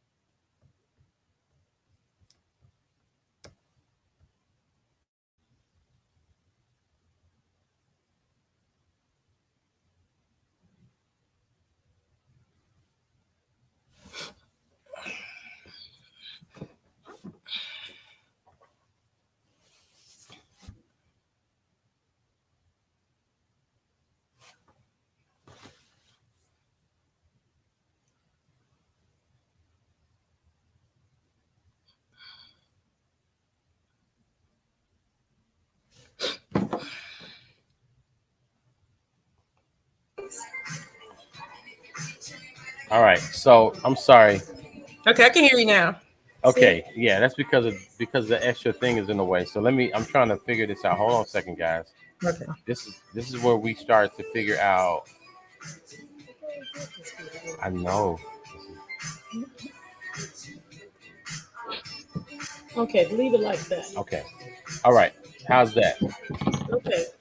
All right, Bridget. So earlier we were talking about dating apps, and I wanted you to chime in on that. We had a few guys that were supposed to show up today. We're going to redo the show Clarence, for the can men's you day. hear us? Because he said he can't hear us, but he hear B. Yeah, that was earlier. Because she can hear us, right? You can hear us, right, Bridget? I can hear you. Yeah. Yeah. How you guys doing? So, good. How you doing today? How was How your you Saturday? How was your Saturday? Was it warmer out there? No, it was only like 40 something. Oh, girl, listen, we got a 70 damn near 70-degree weather out here. So back where you're from, it's probably like 70 degrees. I know you're on the East Coast now, close to the East Coast. So Right, that's what I heard. yeah, we got nice little warm weather. We had a nice little day. So but I want to hear from you. It's a few different things, and she has a bunch of different. Let's hear it. Let me hear it. Oh my God! don't embarrass me on here. Hey, Kimmy, what you want to hear? Which Well, one? I want to hear about let's talk about the situation that happened with the Dear John. I want to know what happened and what led up to that. And this is the thing. This is from through dating app situations. Okay, so I'm on a dating app. So I met this guy, and I don't know. He just seemed like really needy. He always wanted to be on the phone all the time, and I have to work. And so one time I got off work, and I'm like, "Well, I'll call you when I get off work, right?" And I guess he thought I was going to call him immediately when I get off work, but I went and got something to eat and other stuff. And so I guess he got upset about that. So he sent me a text talking about, well, I'll talk to you tomorrow. Have a good night. And I was like, okay. And then a few minutes later, he sent me this Dear John voicemail. Wow. So I guess he wanted me to say, oh no, let's talk, not good night, whatever. And I didn't. So I guess that pissed him off. Yeah, I gotta plug up my computer before it goes out. So yeah, so it was kind of crazy, I mean, I got it if you want to listen to it. Oh wow. She said she got the voice that he said if you want to listen to it. If we want to hear the actual audio footage, Do we want to you? hear what you think. Oh my God. I'm sorry, I could be a little petty. She'd be a little petty, she's saying. Yeah, that's petty. Hold on. But still, how did you feel about that, Bridget? What was you thinking? What did you think he wanted? Do you think that he was basically waiting? He thought it was a certain time that passed and you didn't hit him up, so he just felt like, well, damn, you told me you're going to call me when you get off work. And he thinking you probably was going to call him like 5 or 6. And I guess it probably went to 9, 10. He still ain't heard from you. So he like, okay, it's a wrap. Did you think that? And what you think? No, I got off about 4. So maybe it was around 7, something like that. Was you gonna call him around that time? I was gonna call him when I got settled in. I was still out and about, So he beat you to it. He just never gave you the opportunity to call him. Right. Wow. And then he says, since he told me to have a good night, I was like, okay, talk to you tomorrow. Right. So basically you had stuff to do when you got off work. So I was gonna call him when I got settled. Right. Okay, so I don't know if you was on earlier. No, I wasn't. Earlier. So please watch it if you have it. Because your boy here, what I like to call the monster ninja, he was saying we was doing the man part of when he don't get with a woman. Not okay, so you a woman, you experienced that, but a man got upset with you. But he was saying what a man is doing when he don't get with the woman. So we ain't gonna recap it because it's on our live and we don't all want the people that is gonna say it. But with that said, I'm just gonna say the highlight. Basically, with options, he was saying that he could be doing fuckery. You know what I'm saying? And that's the reason why he's like, some guys, and not all, but some guys, right, Ed, can do that. And that's why they don't get back with you. So in this gentleman's case, that's why I said not all guys. He really was waiting for you to call. And when you didn't do it, I don't know what he used to, but when he didn't do it, because Ed said earlier that he was a truck driver, right? And that he drives, and so he probably had idle time. So his time is different than your time, which is what I was saying. I get off work, I got stuff to do. I'm doing that doesn't mean I'm not gonna get to you, but he was impatient and said, you know what, okay, bye. Well, he played himself. Basically. Yeah. I mean, I spoke to him like a couple of times that day, that morning. So, like, I already spoke to you a couple of times. But do you run into that a lot? As far as on date nights? As far as wanting to talk all the time, or yeah, do you ever find? I guess that'll be considered. Do you consider that to be a needy man or a clingy man? I would say definitely. Yeah. No, so you said by the fact that he's not waiting for you to come back to him shows he's kind of thirsty. I wouldn't say thirsty. Some people, I don't know. I can't. I'm not a psychologist, so I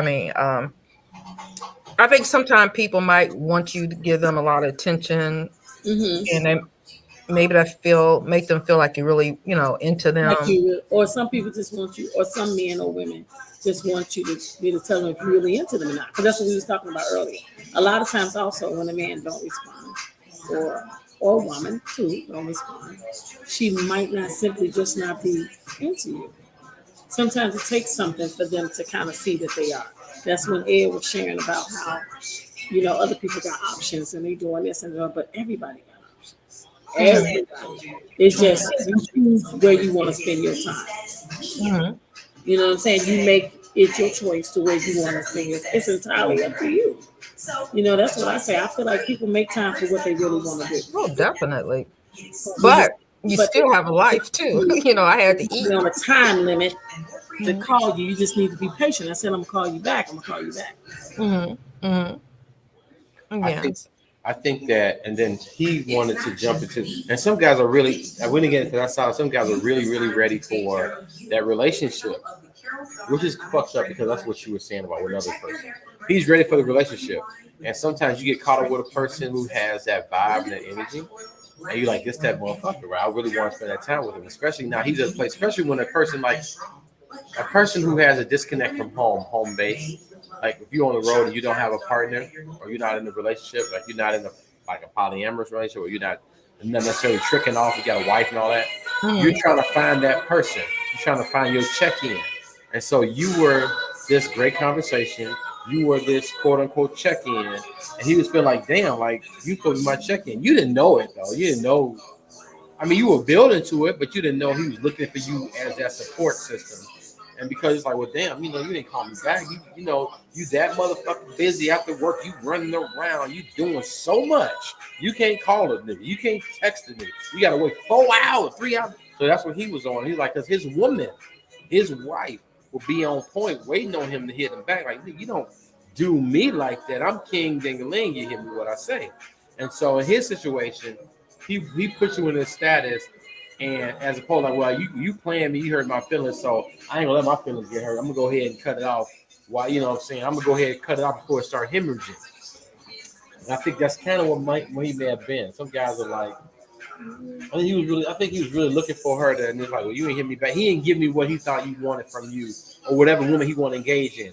This is his rules of engagement. If he's dealing with somebody, I want somebody I'm about to talk to. I want somebody to hit me. You went to the store. Hey, I just picked up some mangoes and stuff like that. That's what he want to know, what's going on as you're progressing through your day. And he like, well, you must got other dudes you're entertaining, like a whole other nigga or whatever. Which means you had to talk to him and your baby daddy or whatever he's thinking.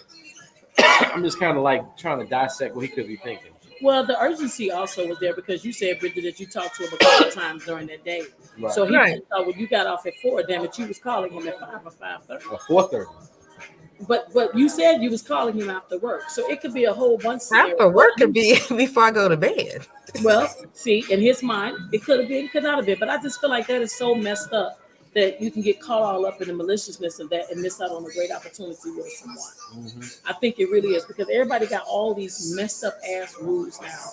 And truly not living in the moment. You got all, in your own insecurities that you're dealing with other experiences you have with other people. You could meet somebody that's really dope as fucking that's like nobody else. And you too busy shelving them because what you experienced. I'm not like nothing you ever experienced. Right. But you don't know that because you're too busy to cut me off. So when you said goodnight, say, okay, listen, I'm probably just busy.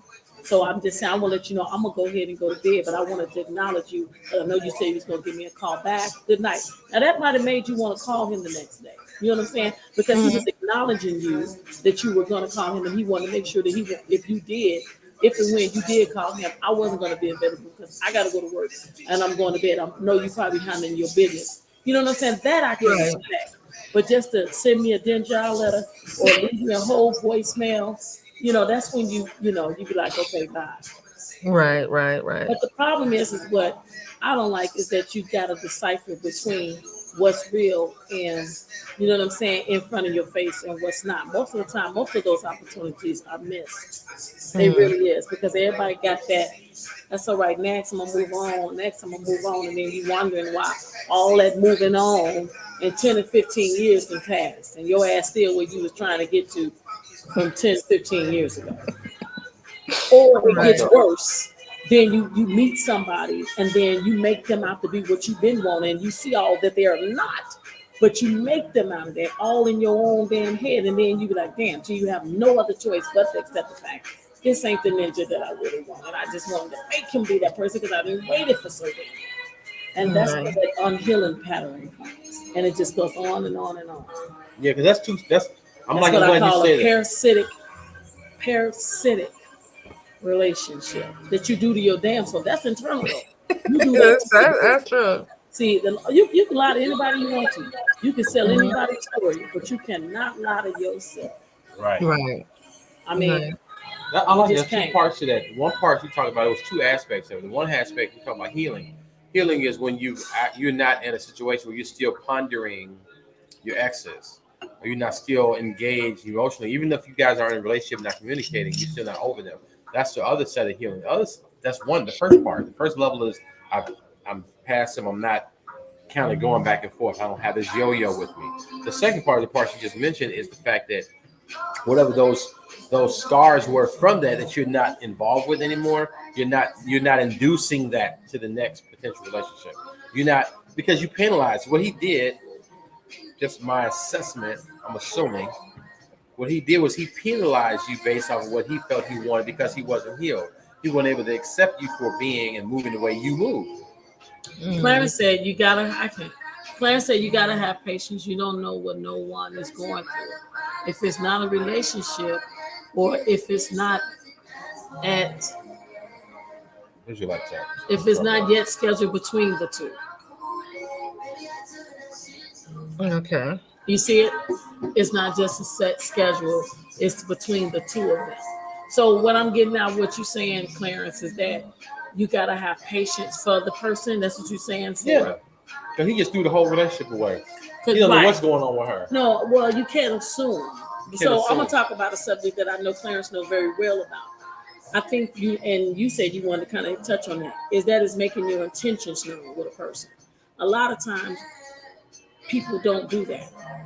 Or they do, but they do it for the moment that's beneficial to them. And that's when selfish come in at. And then they look at you in the face and say, I didn't really want to hurt you though. I didn't really want to hurt you, and I didn't want to hurt you, I didn't want to hurt you.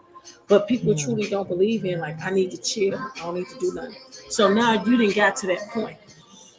And you ready, you like, I'm just chilling this day. But you had that other person the whole time walking that walk with you, right? And they right there and all that, you know. And then all of a sudden, you assume that this is what they wanted, right? And then you find out that's not what they want, or you find out that's not what they was even thinking, and you go, damn, I'm so confused. Like, and then when they tell you, it hits you like a rock. So, Clarence, what's your take on that? When you say about assuming things from people, because the number one rule that I say is that you shouldn't assume nothing. You should damn sure have inventory. Oh, definitely Damn communication. sure talk. Sheed. He said, hey, you two. Sorry tuning in so late. I know we appreciate you coming on. I cannot believe you won here. So Bridget, she just signed on. He is a therapist who was going to be good. talking on for the Men Tell All today, but he had tragic in his family, so I didn't think he was gonna come. All them sorries. I much love to you for showing up, and Ed is over here doing his technology thing. He is the technology person between our group. He is the production team. Yeah, we do not have a production team. We don't have a production budget, so our budget's a little trash. Like I said, we have officially moved from the basement. We are now in the garage. I'm doing the same thing. Right. So with that said, y'all bear with us. Okay. Listen, Sheed, I appreciate you. He said, I try to support the best I can. Man, maybe you're gonna be on for this last segment. We actually have a guest that's actually on his way here to get on to discuss some other things. But maybe he can dissect this Dear John. You want to dissect it? Okay. I'll let him do it. Now, okay, so this is entirely up to you sharing this on our show. So you go. I'm not mentioning the person name, so nobody's name Right. mentioned. Nobody is not gonna know. Go right ahead. Yeah. Okay, hold on. Let me get it. So Clarence and Bridget is gonna play a voicemail that she received from a gentleman that basically was what we're referring to it as a Jen John letter, because he did not get the response back for her that he felt that he should when she got off work, which is just simply calling him. So this is what he said. Okay. Hopefully you can hear. Oh, hold on to my headset. Hold on. Okay. I got full boxes.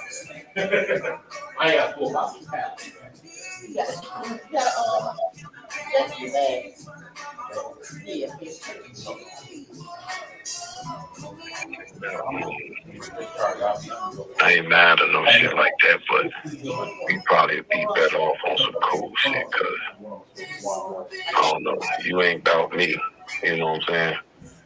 And I ain't about to be building my motherfucking hopes up, you know, for you to be like sliding to the next nigga or, you know, I don't know, like you ain't really, I don't think you really into me like that, you know what I'm saying? So, I mean, I ain't mad, ain't no hard feelings or nothing. If you still want to be cool, we can be cool, you know what I'm saying? But I don't know, I don't think you feeling me like that, so I don't really want to waste my time. Could you hear it? Okay. See, I'm yes, so we glad. heard it. We heard it very clearly. I'm so very glad clearly. that you played it, Bridget, because that is not the way you displayed it. I'm gonna say it again. I'm glad you. That's not the way I explained it. The way you displayed it. My man got some serious insecurity problems. They ain't got a goddamn thing to do with you. Now let's see what.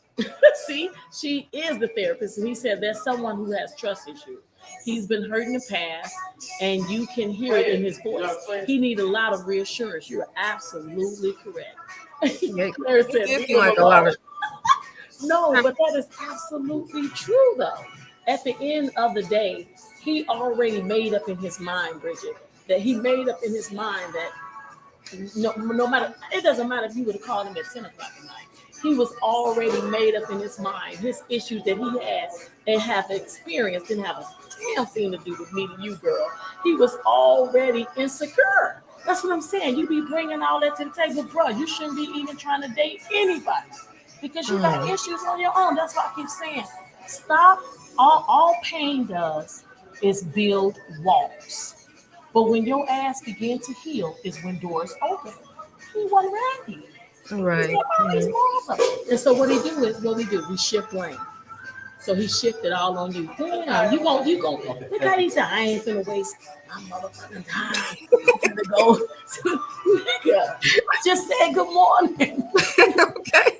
I just said good morning. Did you have your coffee yet? And you already snapping?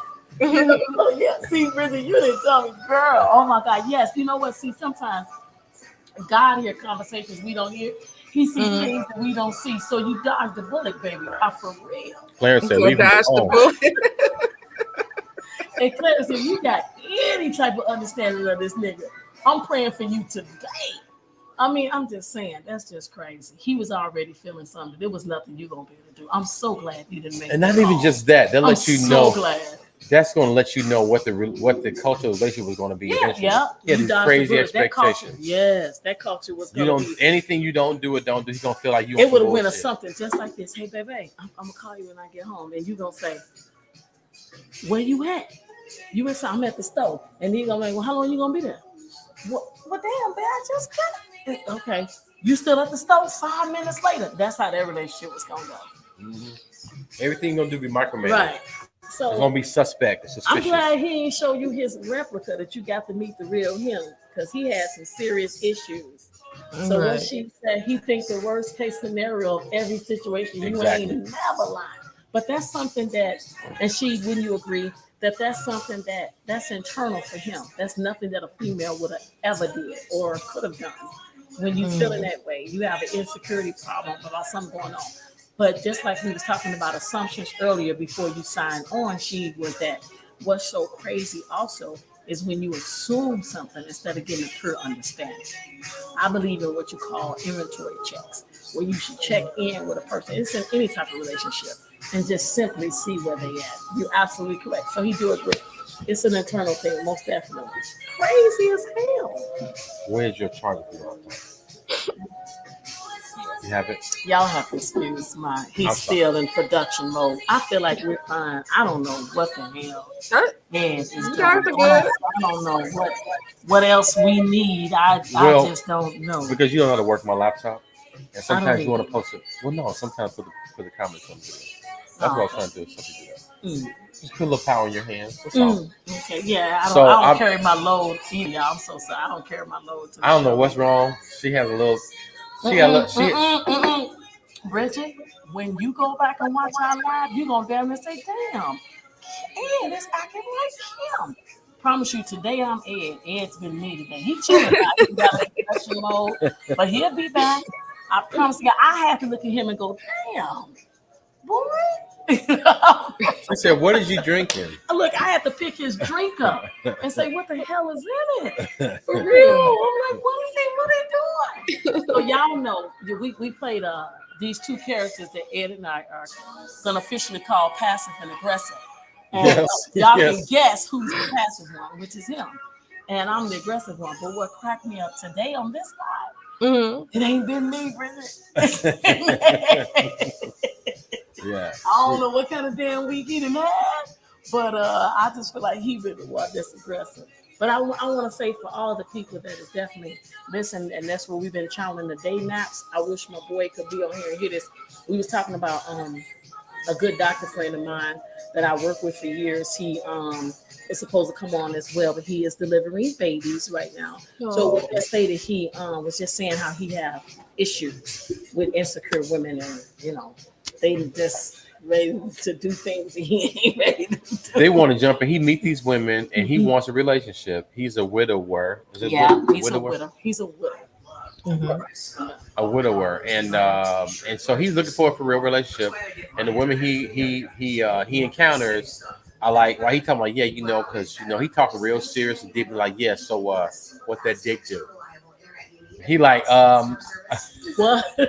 So I'm so glad you on here. I wanted you to speak to him so bad. So let me run it down. I know y'all didn't watch this early, but I just want to channel a little bit for she. As Ed is saying, so I would love to know, what would you say being a therapist to him? So he's established, he got himself together. However, and he's been dating women of his same, career type. He's like they're established. So he is an MD. And he been dating women that's also other doctors, lawyers, judges, all that. He said he thought if he stick in that realm, he wouldn't have no basically problems, But no, just what Ed just said. He said this is how they come to the table. So what's your shoe size? Like, what do you, how you hanging? What's happening? This is, he said woman after woman. He said he went on 3 dates in 1 week, and every last one of them, he said I could have smashed all 3 of them. He said he left one lady sitting at the table. He said because she skipped over.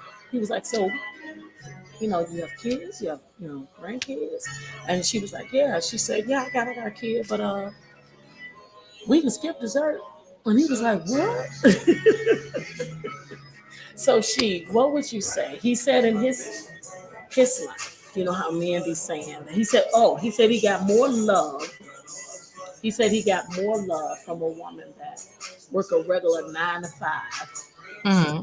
And he said they showed him more respect when he said where he basically gets to chase the ass than just give it to you.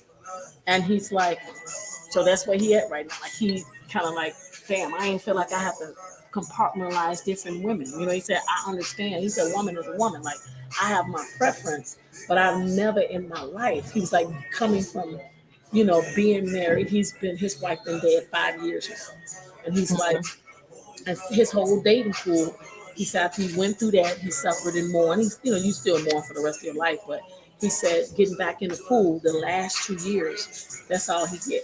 He don't get nothing of substance, nothing. So I don't think I think Ed said that he couldn't relate because you don't know nothing about being a widow, but I don't really think it's more so about because he's a widower. I think it's just a regular guy dating a woman. Okay, and let's change it up. Clarence, let's change it up. Let's change it up. How do you feel about a woman as soon as she meets you? She said, okay, that's good, but let me see what your hair looks like. Take that head off, Ed. Let me see what your head looks like. What we're working with, Clarence. What's your shoe size? But she's damn, you got some big ass hands. I mean, Richard, you know what I'm saying? I feel like they just go right into it. He's supposed to.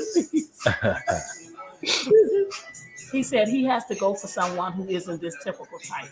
He has to learn and take it slow with getting to know that person. The love will come naturally. Now, I can say what I said. I said that he should take the time and get to know people, but he's saying not just that particular type. Like get out of that type. Yeah. So I don't know what you say. I agree with that. I think he has to take it. He basically got shown what it is, and I'm gonna just say it like this. I believe I believe that women of a certain caliber are kind of like they didn't hear the all that I ain't got time for that because most of the men they probably know on that caliber are probably a narcissistic, and they're probably not as sweet. They probably turn them off and made them dry. Did you just say men of his caliber is automatically narcissistic? This is all presumption. But why would you say men of his caliber is narcissistic? Let's go back to what I said. Okay. I'm going to presume, I don't know, that women who date on a certain realm probably deal with men on their realm. If they are judges or attorneys, they probably would deal with, if they deal with men of that caliber, they might be narcissistic men. Or they might be guys who might be empty. And then they found a person who has a soul, a softer side that's opened up to them. They're like, you know what? I will fuck you. And they don't want to be shitty, but it's like, you made me wet. These other guys made me dry. I see these all the time. I work with them. I want to fuck you. I know you got money. I know you work hard. I know you have substance. I know you're a man of substance. So I'm wet. Let's do this. Let's go and get it. And I don't feel some kind of way about it because I'm whatever. And that might be the situation. I'm just presuming. Again, this is I don't know this one. So I'm speaking on something I don't know. I'm just assuming that might be the case. They see him as a person who's open to, like, you know what, I can fuck with him. I don't feel like he's going to make me feel silly. So for once, I may have the ties maybe turned. So you said, let me flip it in the women version. You saying she'll be like, well, at least I mess with a man that got, he got something. I mean, at least he ain't sitting up there chewing on bubblegum and playing video games. If I did get pregnant, at least he can take care of it. This a man in class. Or, damn, he lost his wife if he got to that point to tell her. But most of the women, he said he didn't even tell that he was a widower. But if he got to that point, that's when I feel like, and Ed have heard me say this on other shows, that I don't believe in empathy pussy. or a sympathy person. Or I'm not going to therapize you a bit to help you get over some shit. That's just 100% real. So whatever you're going through, you need to truly heal before you try to mess with someone else. That's what I think. But I don't know if he's going through that. Clarence says, tell him to start wearing his old work clothes and looking somewhere else. Act like you broke. Yeah, that's kind of hard when you drive a Maserati and you take up the damn block of your little town. I think that's kind of hard. And he's a very well-known doctor, so he ain't gonna be able to do that, Clarence. But good looking. But I like what she said. I think that he just have to get out of the realm of looking for a certain type. Because I can talk about a judge that's dated a guy. And I think I told you the story plenty of times. I got two friends. One is a judge, and one is a guy that owned a gym. They dated for a while. She fell all in, he fell all in love with her. I'm gonna say him because she decided to end the relationship because she didn't want to take him. She took him to certain events, but this one particular event is basically felt that they would ask him like what he do for a living, and she did not want him to display that he was a fitness owner. She didn't mind him saying that I'm a fitness instructor, but just saying like he a fitness instructor and he running, which he owns 6 gyms. I mean, in my book, That's a good thing. that's what he gotta do. So, but that's still, once again, not in her caliber of success. Everybody have that own mindset of what success is. So she felt like, as much as I love how he treat me, as great as he is. According to you, he treated her very good. Oh, he treated her the best. I mean, he's a damn good ass man. He ain't gonna find. When I say when he became on the market, he was just like my friend. I mean, they would just give it to him. They stand out the damn door to just line up. Believe me, he ain't even got to pick up his phone to call. That's how good of a man he was. So with that, me and him went shopping. This is an absolute true story. I'll talk about not what I heard, but what you know. So he told me, Kimmy, let's go. I want to go get her this ring. Whatever. Bought her beautiful ring. Beautiful. Now I couldn't tell her ass that he's gonna propose. We had a big old her birthday party was coming up. So he was gonna propose that Saturday. Me and him at the ring shop Tuesday. I made sure I tried on her little rings. By the way, I'm a 7. She damn near 9. I don't know how big her damn hands is. But anyway. So he had to get a size. So we, I'm picking up. He all happy. But what he didn't know was why me and him together, she texts me. Now get this, I'm telling you. She texts me and say, what you doing when you get off break? Can you come over? I'm like, okay, girl. She said, we got to talk. I'm like, okay. I'm all excited. It's hard for me. I wanted to tell her so bad, but I'm keeping both of them are my friends. So we get over there. She telling me, I really think I should break up with him before my birthday.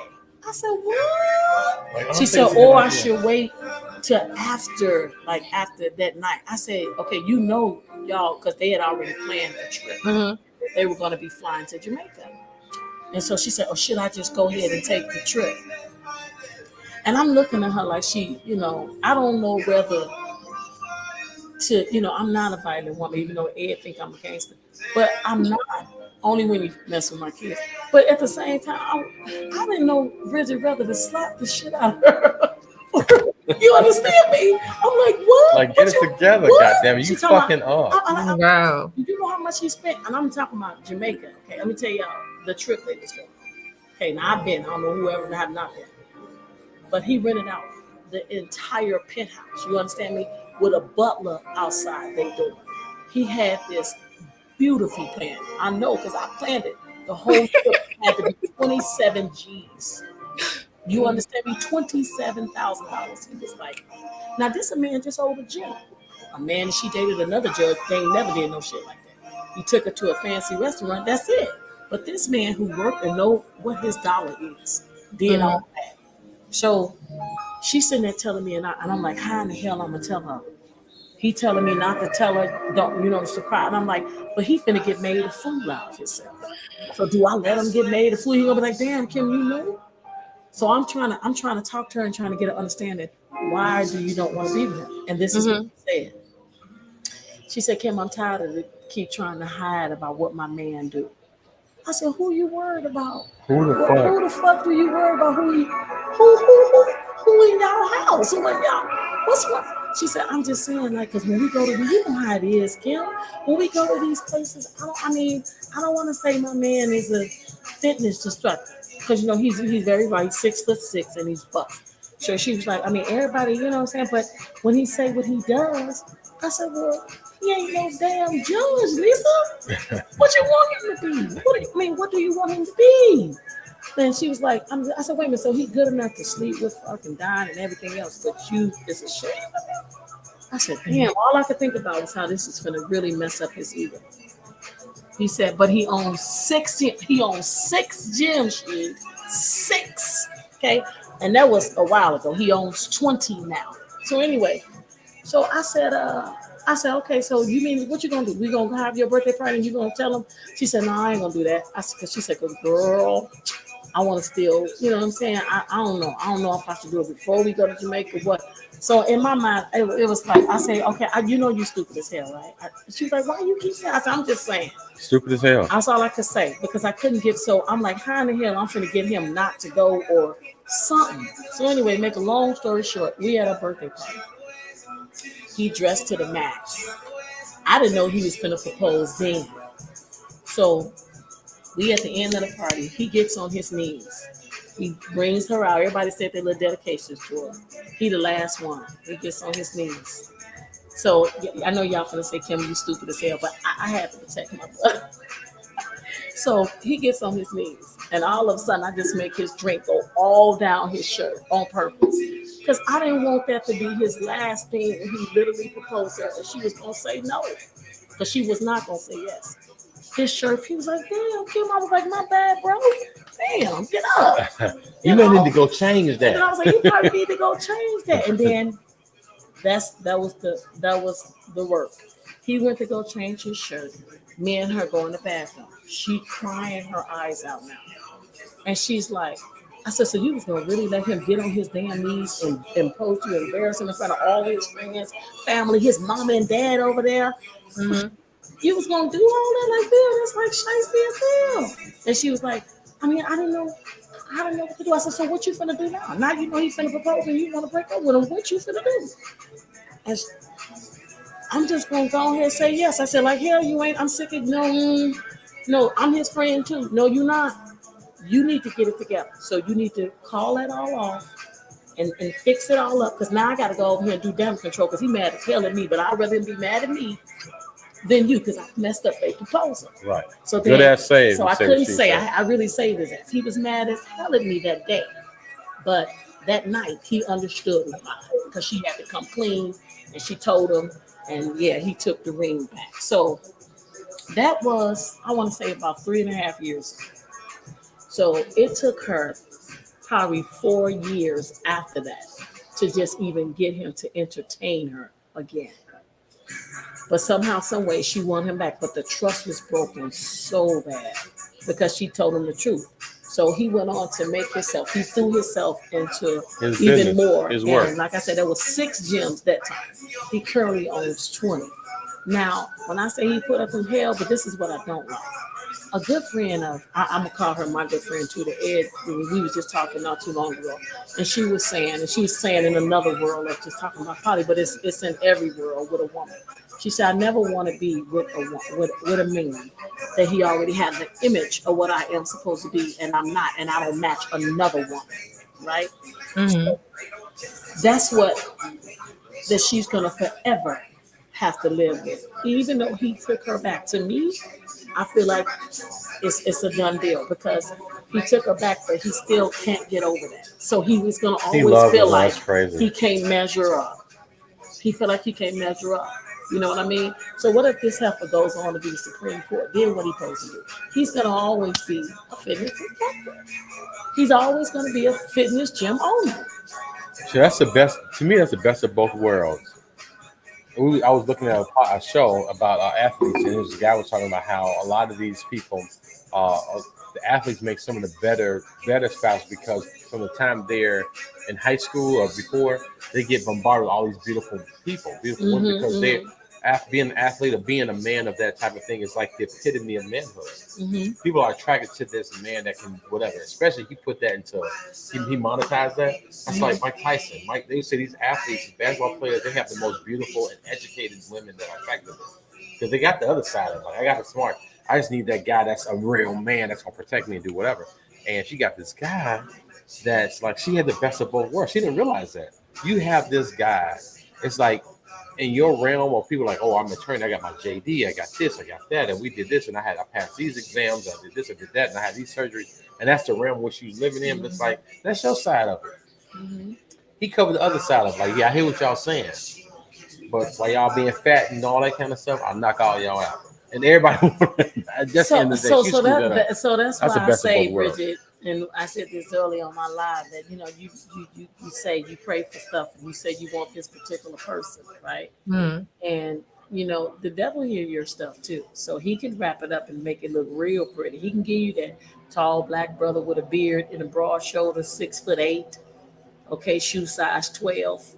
He can do all that if that's what you're looking for. But then he could be the devil in disguise, and then you go with damn. But he was wrapped up real nice for you. Mm-hmm. You know what I'm saying? So in the same way with a woman, you want a curvy woman, you say, I need me a big ass, big titty girl, and I can look at her lips and they just pop out at me and all that. You can have all that, but she can be wrapped up. Ed and I was just playing the other night with characters, and he was like, yeah, we was doing passive aggressive. We was just saying stupid shit to each other because people do this. And he was like, yeah, you're real pretty, but you're ugly as hell inside. And look, it was so funny because I had just heard somebody. I had to stop laughing, Bridget. But that's so true because that's how I be like, okay, you look real good, but damn, you mean as hell inside. What happened to you? Yeah, you're so fantastic. What happened to you? That's how I be. So it's sad. It's sad, but in her case, I feel like that he don't feel like he'll ever measure up. They still not married. They together. But I don't know. I'm gonna ask you a question. Did she was marriage a part of something that she kind of wanted or desired? Mm-hmm. She begging him now. She didn't buy him a rock. It's like she wanted to be married. This guy said he wants you. He adored her. But that's the problem crazy. When you get caught up in status quo. Yeah. You know what I'm saying? Like everybody is not for everybody. You're for a specific person. And that person didn't come wrapped up as a judge or, or a lawyer that she felt was in her caliber of career. He came as a fitness gym person, but he met all her needs. And you're going to pass that up because he didn't have a certain title?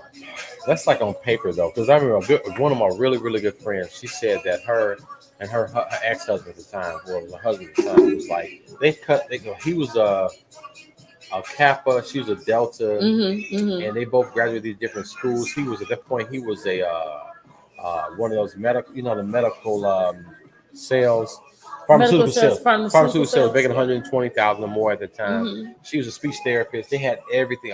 They was like this dope ass couple. They graduated on top of their class, magna cum laude, all that kind of shit. But it was like that looked good on paper. They said their relationship was just trash. It was like their relationship was booty, and it was like, but it looked good. Like it's like they could run she made a comparison to a spades game. Like they had the whole fucking, they could run the table, what I'm saying. But it was like on paper it sounded good, and that's kind of what she wanted. It's like sometimes that whole little storybook, I'm an attorney, you a doctor. Yeah, that sounds good, but or I'm the cheerleader, you the basketball player, right? Or you the quarterback. You know what I'm saying? But see, I feel like then all these people now talking about like the rappers, and I got me, a bomb or a dime. They say all that shit, and I'm just saying all that you make up to be in your mind. That's a power couple. Yeah, to me, be having the worst, horrific ass relationship. Yeah, they don't be. It's all about these suffering in silence and don't be saying nothing. Then you don't even fucking like each other. It just looks good. Y'all look good. Right. It's like it was one thing I always learned. I remember I was really big on having these big ass houses and big ass cars and all that kind of shit. And people are like, oh my God, y'all house so big and so beautiful. We got these big cars. It's like, but they're not paying a note. And it's just like you doing all this shit and they don't fucking like you. Like I remember this. Your shit is trash. Your relationship is trash. I remember this. Now this is not a relationship. But and I'm talking about myself. This happened with me. Now this is a little different because they have a little racism in it. But I remember I was really, really smart in reading in school, comprehension and everything. But the quarterback, he was a white young man, and I needed to tutor him because I was on the tutoring team. So his father was the coach. So he came to my teacher and said, I want the smartest one in the classroom, and that's the one I want to tutor my son. Because he was the quarterback of the football team, everybody did kind of whatever he said. So he came to me, talked to me, my mother signed off on it, and then every 3 days a week, we would go, and I had to go to his house. Now, get this. I'm black, so his family, he said, I was only allowed to come over his house when all the family was gone. He didn't want nobody to know that he was tutoring me. I had to come through the back door and everything. Now, mind you, when you tutoring somebody, what I'm saying? I'm doing them a damn favor. My mama wasn't getting paid. At least I don't know if she wasn't getting paid. But I would tutor him. And as I got to him, I started learning more about his culture versus ours. And so he was like, my father is really against your race. He said, but I'm not. And he was like, I have every intention to grow up. And that's the kind of woman I want to be with. And I was like, ooh, like your dad gonna kill you. You know what I'm saying? Because he felt it was disgusting. So mind y'all, bring us to today. He is married right now to a black woman and 4 beautiful kids. Okay. And his father has completely, you understand me? Completely disowned him. Yes, he did go to the NFL. Very good damn friend of mine. And to this day, his father has absolutely nothing to do with him. Nothing to do with him. Nothing. I went to homecoming queen with him. That was his first coming out. Like, I like black people. There's nothing wrong with that. Right. But his father to this day does not. That's so sad. That's crazy as fuck. That's the most racist thing I can say endure besides me working in the corporate world and always being the only black woman. That can be a problem. That can be a problem. But it's crazy how people take things that they go through and they make it about them instead of making it about us. And you have a certain thing in your mind that this is the way you want things to be. And that's sad because you could be missing out on a good opportunity. I love both of my friends, but I feel like she will never be able to repair that. She'll never be able to amend that because he is forever thinking he's just simply not good enough. He still thinks that. So, and she said he don't say it. She said she just so she overcompensates for stuff that she does. But I don't think, and then it's like he overcompensates. Because she's like, he has enough gyms now, but he just still keep pushing. That's messed up. So the innocence of their relationship, kind of went out the door. That's why you got to be careful what you expose it to, because then you can't get back that innocence. You just can't get it back. So I don't know, y'all, but we was talking, wanted you to come on to dissect those 3 other relationships that we was talking about. You said you heard that call from Bridget. Oh my God, not that. It's hilarious. Eric, did you hear the whole call? Because my man started off cussing. Yeah, I heard that shit. Fucking crazy. He was mad. He said, "You're not finna have me out here caught up, Bridget. No, you is not." Okay, so your conversation must have been off the chain, Bridget, for him to be feeling like y'all was finna be married when you got off. Whatever. I don't know. Those people just crazy. It's gonna be in some serious connections. So can you tell us about, have you had any experiences that's been crazy that you would say that's been on the dating? That's been our number one thing people been hitting up about, these dating apps. And or meeting it's always somebody crazy out there. It is crazy. A lot of crazy people out there. She said he was in his feelings. He said he was in his feelings. Yeah, I think he was in something more than that, Sheed, if you ask me. But what's your experience for dating app, Sheed? Or what's your experience for people that you might have to counsel that is dealing with not finding right partners and saying they have found right partners, and then I guess they find out they met their replicas and it's not the right people, or just pretending to be, somebody that you're not. That's sad that you feel like you can't be your damn self. That's just, you don't have to do all that. That's just too much. You can just be yourself. You know what I mean? Like, and if let the chips fall where they lay. If they gonna mess with you, they gonna mess with you. If they ain't, they ain't. You know. But you shouldn't be putting time limits and expectations for phone call backs and texts. And I mean, now that's just crazy. Damn, can we just get to know each other just for a tad bit? Just y'all didn't make it past 24 hours, huh, Bridget? For a You weren't couple even of weeks, 24 maybe a hours. week or two. Wow, that's messed up. That's Yeah, oh, y'all conversated for a week. for about a week or two. Yeah. Oh, that's crazy. So that's why he felt something. Now, when y'all conversated for that week, was it more on the consistency? I mean, it was consistent. Yeah. Okay, so that's why I mean, for some reason, yeah, he grew insecure real quick, real fast. But well, I have to admit though, he did say some key words, and he said, which I think he was feeling during that whole week when he said, "I don't feel like you all that into me." So that's how I knew he was insecure because he kept said it more than once. I don't feel like Mhm. you're feeling me like that. I don't feel like you see that, and then that's what you're supposed to do. Help him feel that. You're supposed to come back and say, yeah, you know what, I am feeling you like that. Okay, so he says, with dating apps, it's tricky. People can catfish easy. I like the old school meet someone in the person and get to know them type of person. And that's what I would suggest to a client. Dating apps would disappoint a lot of times. I agree. People don't old fashioned date no more. What they do is they get off somebody or get from under somebody and roll over and text and say, good morning, queen. Good morning, beautiful. Good night, handsome. Good night, That's what queen. they do. Let me ask you a question, though. I'm gonna They ask don't you. date like that no more. I'm gonna ask you a question. I know I directed this to Bridget. We've had this conversation before. I'm gonna ask it to Bridget, or to anybody whenever they see it, the video. Do you think that it's because I hear what she is saying, but sometimes you meet people in public and you see somebody that's beautiful or whatever, right? You're attracted to them, but it might not be the time. The time might be terrible because sometimes people are in, especially women that they're shopping or they're getting the gas, and they got things that's going on with them. That doesn't mean they don't like you, but they got things going in their mind, and your approach at that moment might be bad timing. And my concept of the dating app is that people are there for the purpose of meeting people. Right.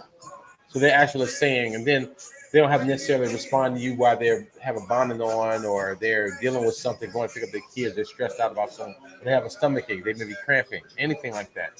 So at that, when you're on the dating app, you send a message to them, they respond when they are in the position, in the mindset to respond to you. So when is the right time to approach a person, approach you as a woman if you're out in public? How does a man know that it's not the time or you don't feel like it? How does that interaction happen? And that's a question I was asking a group of mine. It's not a personal question of mine. It was a question somebody was asking, like, damn, they don't feel like being bothered. Because women get approached damn near, all day, every day by people. They go from leaving the house to the beauty supply store, to the gas station, to the grocery store, and like always hitting on them. And they're like, actually roll your window down. So when is the right time for a man to meet you and approach you in public? Because I think that's why. Obviously, with the dating is happening, everybody's there today. Right.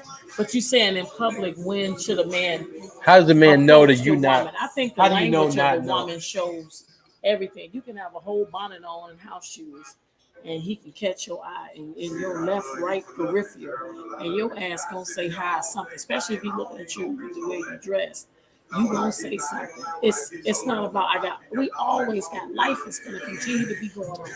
People make time for what they really want. It's not a certain time to check. Like you always say, well, I'm not ready for that. I gotta get this, I gotta get this. You're gonna always be getting ready for whatever. But if you're out and that man feels that vibe from her, he should wait for a vibe. Now some of them can be misreading because if what he feeling. But if she give you an indication, she look at you and she, smile, then that might be an indication that you can say hello. But don't get all pissed off if she don't engage into a full-blown conversation. She might say hello, but you got to be able to make sure your 3 seconds, if that's all you got to be able to sell it right then and there. So, but I wouldn't say it's no specific time. You know, it's either I'm gonna talk to you or I'm not. That's it. I don't know. And I know this might come off as a little shallow, but I don't give a damn. I feel like most ugly people is the ones that really reach out. You know, just be toe up in the face. But they're like, hey, baby, how you doing? Girl, what you doing? What the You fuck be is like, really? Really? Yeah, baby, how you doing? I mean, I'm boy, you sure looking like a biscuit. And then they be coming with the most craziest lines. But I'm like, what made him say something to me? You know what I'm saying? But then you get that other brother, he over there looking calm, cool, Listen looking to back me. to him, won't say Listen to nothing me. to you. He just look at you like, girl, please, I get plenty of you. Men do that too. this? Is the kind of conversation we have pre-show. This kind of shit. Give me. It says the craziest shit when we're off air. I never know what the fuck's gonna come out of her mouth. This is one of those moments, but it's okay. Just saying. I feel you. I feel you. I've heard that. I don't feel feel you. like it's a particular time. Bridget, is it? Do you feel it's What do a you think particular about that? time? Well, first of all, no, there's no particular time. I mean, everybody is different. Depends on. I would say a guy. If I was a guy, I would approach a woman that is approachable. Somebody that, you know, I look at them, they look at me, they give me a vibe that they're approachable. You know, just like I used to go out. I'm just like I'm just a focused person. You know, I got to go to the grocery store. Boom, boom, boom, boom. I got to go do this next. Boom, boom, boom. So I might just block out everything and everybody around me because I'm just focused like that. And so my friend had to talk with me, and she's like, "Well, girl, you're not approachable." She's like, "Somebody will talk to you. You just you know, straight going this way. They'll say hi. You be like, oh, hey, how you doing?" And you just keep, you just keep walking. So I had to realize, like, okay, she's right. I'm not approachable. I mean, I'm thinking I'm approachable because I'll smile, I'll say hi, but I don't keep a conversation. I just keep it moving because I got to go do X, Y, Z. But now I know to, be a little more, take it a little slow and, hey, how you doing? Or, compliment them or keep a conversation going. Is Just what I'm have saying. some type of engagement.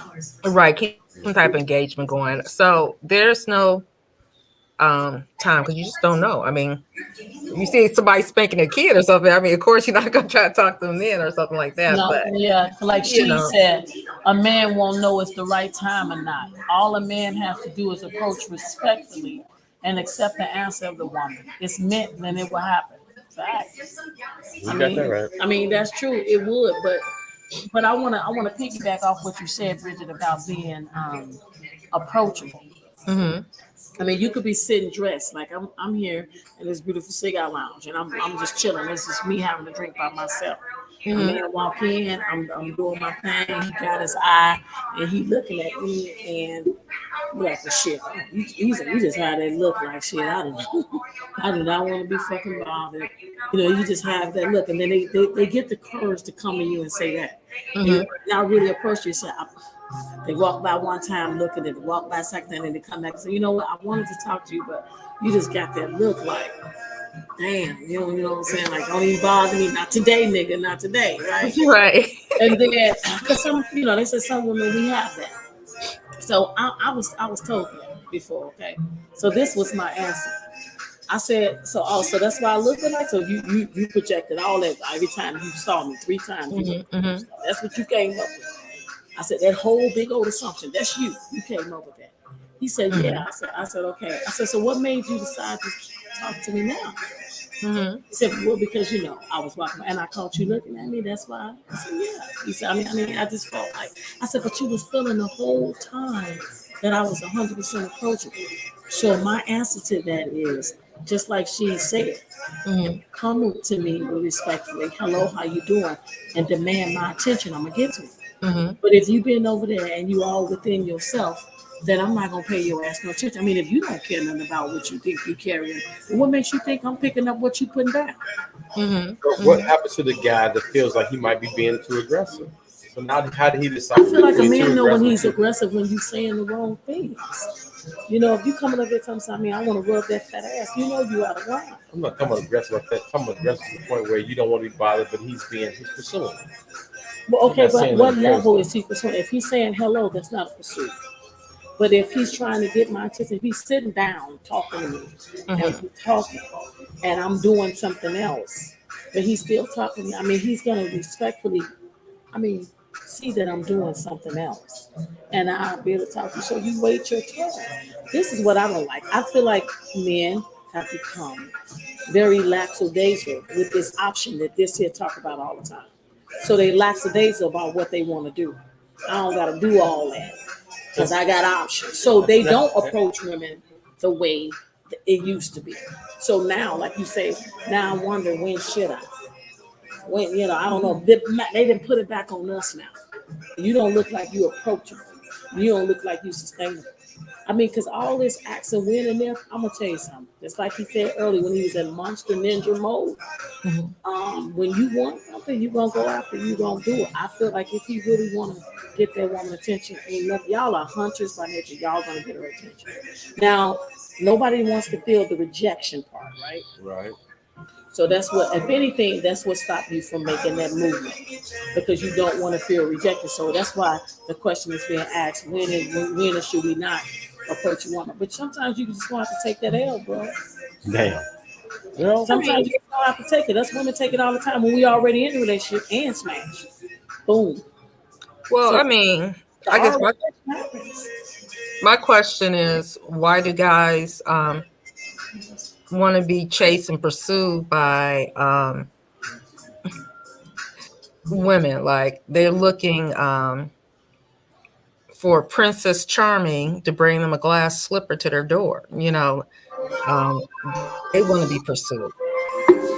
You know, not all, but you got a group of guys out here like that. They want you to chase them and pursue them. Yes, or yes, Bridget. So, girl, you gotta come on when the women tell off because that one gonna be a total different one. I don't think Ed gonna be then got up and left. He gonna be like being the host because I promise you. But that's absolutely correct. I feel like that. Yeah, that's what I'm saying. It has shifted now. Now you said a woman will also let a man know when she's interested. Also, you're absolutely correct. Absolutely. However, I don't. The one thing I can't stand more than I hate a liar is an arrogant ass man. Mm. You act arrogant with me, I'm gonna prove to you what I would literally soak you out just to prove that you ain't shit. Especially if you come with me with the arrogance. I can't stand that. It's Mhm. a pet peeve because people that does have problem, women do have certain issues. Those are the ones that get hurt by most arrogant men. And pretty much since I've been in my career, I've worked with nothing but men. We got stupid, ugly money. So they act like it. They very, very can be very extremely arrogant. And if you don't engage them, they be like, what you mean? Like, okay, I'll move on. I'll be like, okay, it don't work like that. It just don't work like that. Every woman should have their own value. You should not be validated by nobody else. You know what I'm saying? You should value yourself. But a man can sniff that out too if you don't. Like you'll hear shit like this. She never loved nobody like she loved me. She never got treated this way, the way I treat her. Or she, what I'm saying, she's never experienced this type of love before. What I do to her, the way I deal now, I do this, okay, you man, look, we can cry, laugh, and smile at the same damn time. Try us. We can. You know what I'm saying? That's why when it was earlier, we were saying, he was like, no, it's just y'all. He was on that Monster Ninja. He was like, no, y'all just got that PUSS. And I was like, that ain't got nothing to do with it. So please, y'all, she and Bridget watched the live because he was Okay, Real I'll quick, watch it. before I go there, he was. she said that's because you come with the guy you come up. That's because he's afraid of rejection and or thinks he's not attractive enough for anyone. So she, okay. Yeah, and well, that's with some.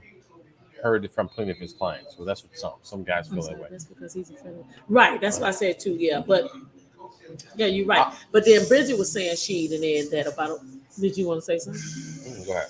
But he was she didn't. He was saying Bridget was saying about how men now sit up and say, you know what, she she gonna have to chase me. I ain't doing that no more. I ain't reaching out. I'm not doing that. Listen, I already told her what the word is. Either she get with me or she don't. I ain't worried about it.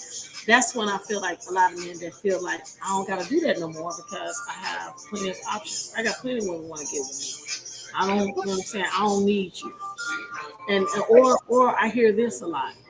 Why I always gotta take her out to dinner? Hell, why she can't take me out? Yeah, that's Why she can't take me out? ooh, Bridget. Remember that was a conversation we had about the guys trying to figure out if you ask me out, should he take? If the woman asks the guy out, shouldn't she take him out to dinner? Like, why he got to pay, right? If she asked. Remember that conversation we had? Yeah, I had so many conversations. It was about. I have to think about it. I want you to take me out to dinner, and then she picks the date, and then she looks for him to pay. He's like, well, why you want to go out? You want to go on a date, and he looking for him to pay for it. Mm. And he's like, what the fuck? That's not. You remember that, but anyway. But that goes all the way back to that's what I'm saying, the dynamic the men has changed. They now feel like that they can be in the same woman role because women make more money, women got houses, women got cars, they paying their own bills, taking care of their own kids. So if you ask me out, then you should pay for it. And or they'll say things like, when the last time you took a man out? When the last time you paid for a meal? When the last time you... Right. Well, then she was saying she want to go on the date. She picked the date. She did the whole thing, and then he's like, "You want to go to Ruth Chris or Papa Do's or whatever?" We call Papa Do's, and we were saying that if you want to take me, you want to go to this. Oh, okay. No, this guy was telling me because we'll exchange stories, and he said when he talked to a woman, he look at the way she dressed and everything, and he said he always find out, like when he asks a woman, like, well, where you want to go, she'll pick the most expensive restaurants and stuff like that. And he said he'd be looking at her, he like, but you got on Walmart shoes or, stuff like that. He'll say silly stuff like that. Mm-hmm. But you want, me to spend a dime on you, but you wouldn't spend it on yourself. No, we go where you would go. I mean, that's how he felt, So damn, he judged perhaps what she had on to determine where he should take her to eat. Well, no, she's asking for it. So let's say she wearing right. He asked her to take. Okay, but this is what I'm saying. Kim had it right. He asked her where you want to go to eat. Right. And she said, I want to go to Ruth Chris. Mm-hmm. Now her counterpart to that, he said, oh, you asked me, damn, you want to go to Ruth Chris? You want to spend that kind of money, but you got on Walmart shoes? And then her counterpart could have been well, I mean, you asked me where I want to go. What, you living off McDonald's, rate? I mean, what's up? And she could have came right back at him. I mean, so at the end of the day, I know what he's saying because the man part is saying about women will choose the most expensive restaurant for me to spend my money. Mm-hmm. But you know what I'm saying? But I feel like when there's brothers like that, you know what? Let me help you out there. You keep your little change. I can take me and everybody else out of my whole game route here. You keep your little money. You know what I'm saying? That's because you asked me where I wanted to go. You know what I'm saying? So don't ask me where I want to go. And listen, I'm a mother of sons. I told my boys, when you take out a female, you do anything, you plan it. You get to know her. You ask her what's her favorites, what she like, and then you plan it and you kind of coincide with her. But if you come out and you ask her point blank, you can't judge her for what she said. I don't give a damn what she got her shoes from the goddamn Goodwill store. And yes, you don't decipher. You don't know if she on there go, oh shit, I ain't never went nowhere I want to go. You will run into those, but you also gonna run into real too. And it ain't all the way about that. Because if he would have said, well, I was thinking more like, you want to go here? Just a mere suggestion. She'd be like, oh, okay then. But damn, you don't want to put yourself out there. So I said, don't put yourself out there. Stop writing checks. Your ass can't cash. Damn. You know what I'm saying? So if you sit up here trying to make me, make me feel like that you can do a Ruth Chris, you know what I'm saying, withdrawal, but you only got McDonald's deposits. I can't fuck with you, right? You trying to outlive your mean. Look here, I want you to still hire your place. You know what I'm saying? When you get these taking me out. You're so keep your cargo and your insurance. You got some children? Right. Look here. My whole meal can, feed your whole crib for a minute. I mean, I had a best friend. He had called me. Okay. He had called me whining. Can you hear me? Yes, we can hear you. Okay. Because he had took this girl out, chick, whatever you want to call her. And and he was complaining that she had ordered X, Y, Z, from the menu, which he had not planned, for her to do that. And he wanted, I guess, sympathy from me or empathy. And he was like, just complaining. I was like, well, what do you want her to do? Order a salad and a glass of water? I mean, you shouldn't have took her there if you didn't have the money. Right. They within your budget while you was trying to impress her. Like, Yeah, you're right about that shit. it's silly. And then, the brothers, Ed, have become, or men, period. I don't know, maybe you and Sheen and Clarence can climb in on that, but they have become that since the more successful women has become, the more asked of them that they should do things for when you take them on. I mean, that's just the way it is. I think. What did you say, Kim? I said, pass my phone. I said, men have become where the more successful women have become, and the more that they have, have set their own selves up, and they are without man. The men have more engaged that they should do things for them. Men feel women should do things for them. You got all that. I'm still struggling. Shit, I'm trying to pay my. I'm driving. I mean, look what you driving compared to what I'm driving, but you still trying to smash though. What kind of mans are we talking about? So I give you high class ass, and you give me this low class bullshit. I'm just saying. I mean, it's different calibers of men like there is women. So I mean, it's just sad. That's a loaded one, but that's a loaded one. Yeah. You said it's loaded? It's a loaded one because there's different caliber of men. And I think a lot of that has to do with a certain demographic or age. Yeah. My age range, I don't understand that because I wasn't raised like that, so it's different. The kind of guys I was raised by were 80-year-old, 70-year-old men. They were raised a certain way. The people that may do that might be 30-something-year-old men. They were raised where those guys weren't out around. Mm-hmm. They weren't raised by those type of men, or they didn't see that type of situation. Their mothers were that one, right? And they don't see that dynamic of the man being that person, that solid presence in their lives. But listen, guys, we're going over our time, and I want to thank everybody. Britt, thank you for coming in late, coming in, Chief for coming in, and all our other guys who are supposed to come in with us. We're going to redo this next weekend. We appreciate it. Like, subscribe, and share for all the ones who's seeing it later, and the ones who's tuning in and not saying anything, or whatever. Because I know sometimes we don't see you guys. We just can't see you. So. Yeah, we thank you guys.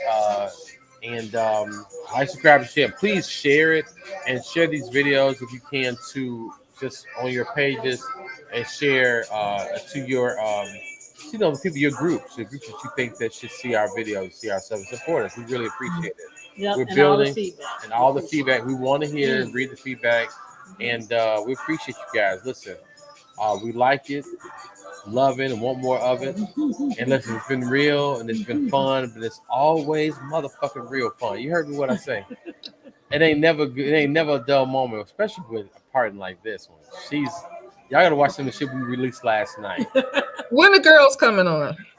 When we gonna do Women Tell All? I think we should do it this week coming up. Yeah, we're gonna do the Women Tell All. We make sure. I know you and Ed talk, so he gonna definitely make sure you know. I might be traveling this weekend. That's why. Y'all have a good night. I might be on the road. Coming. You have a good night. Okay. Okay.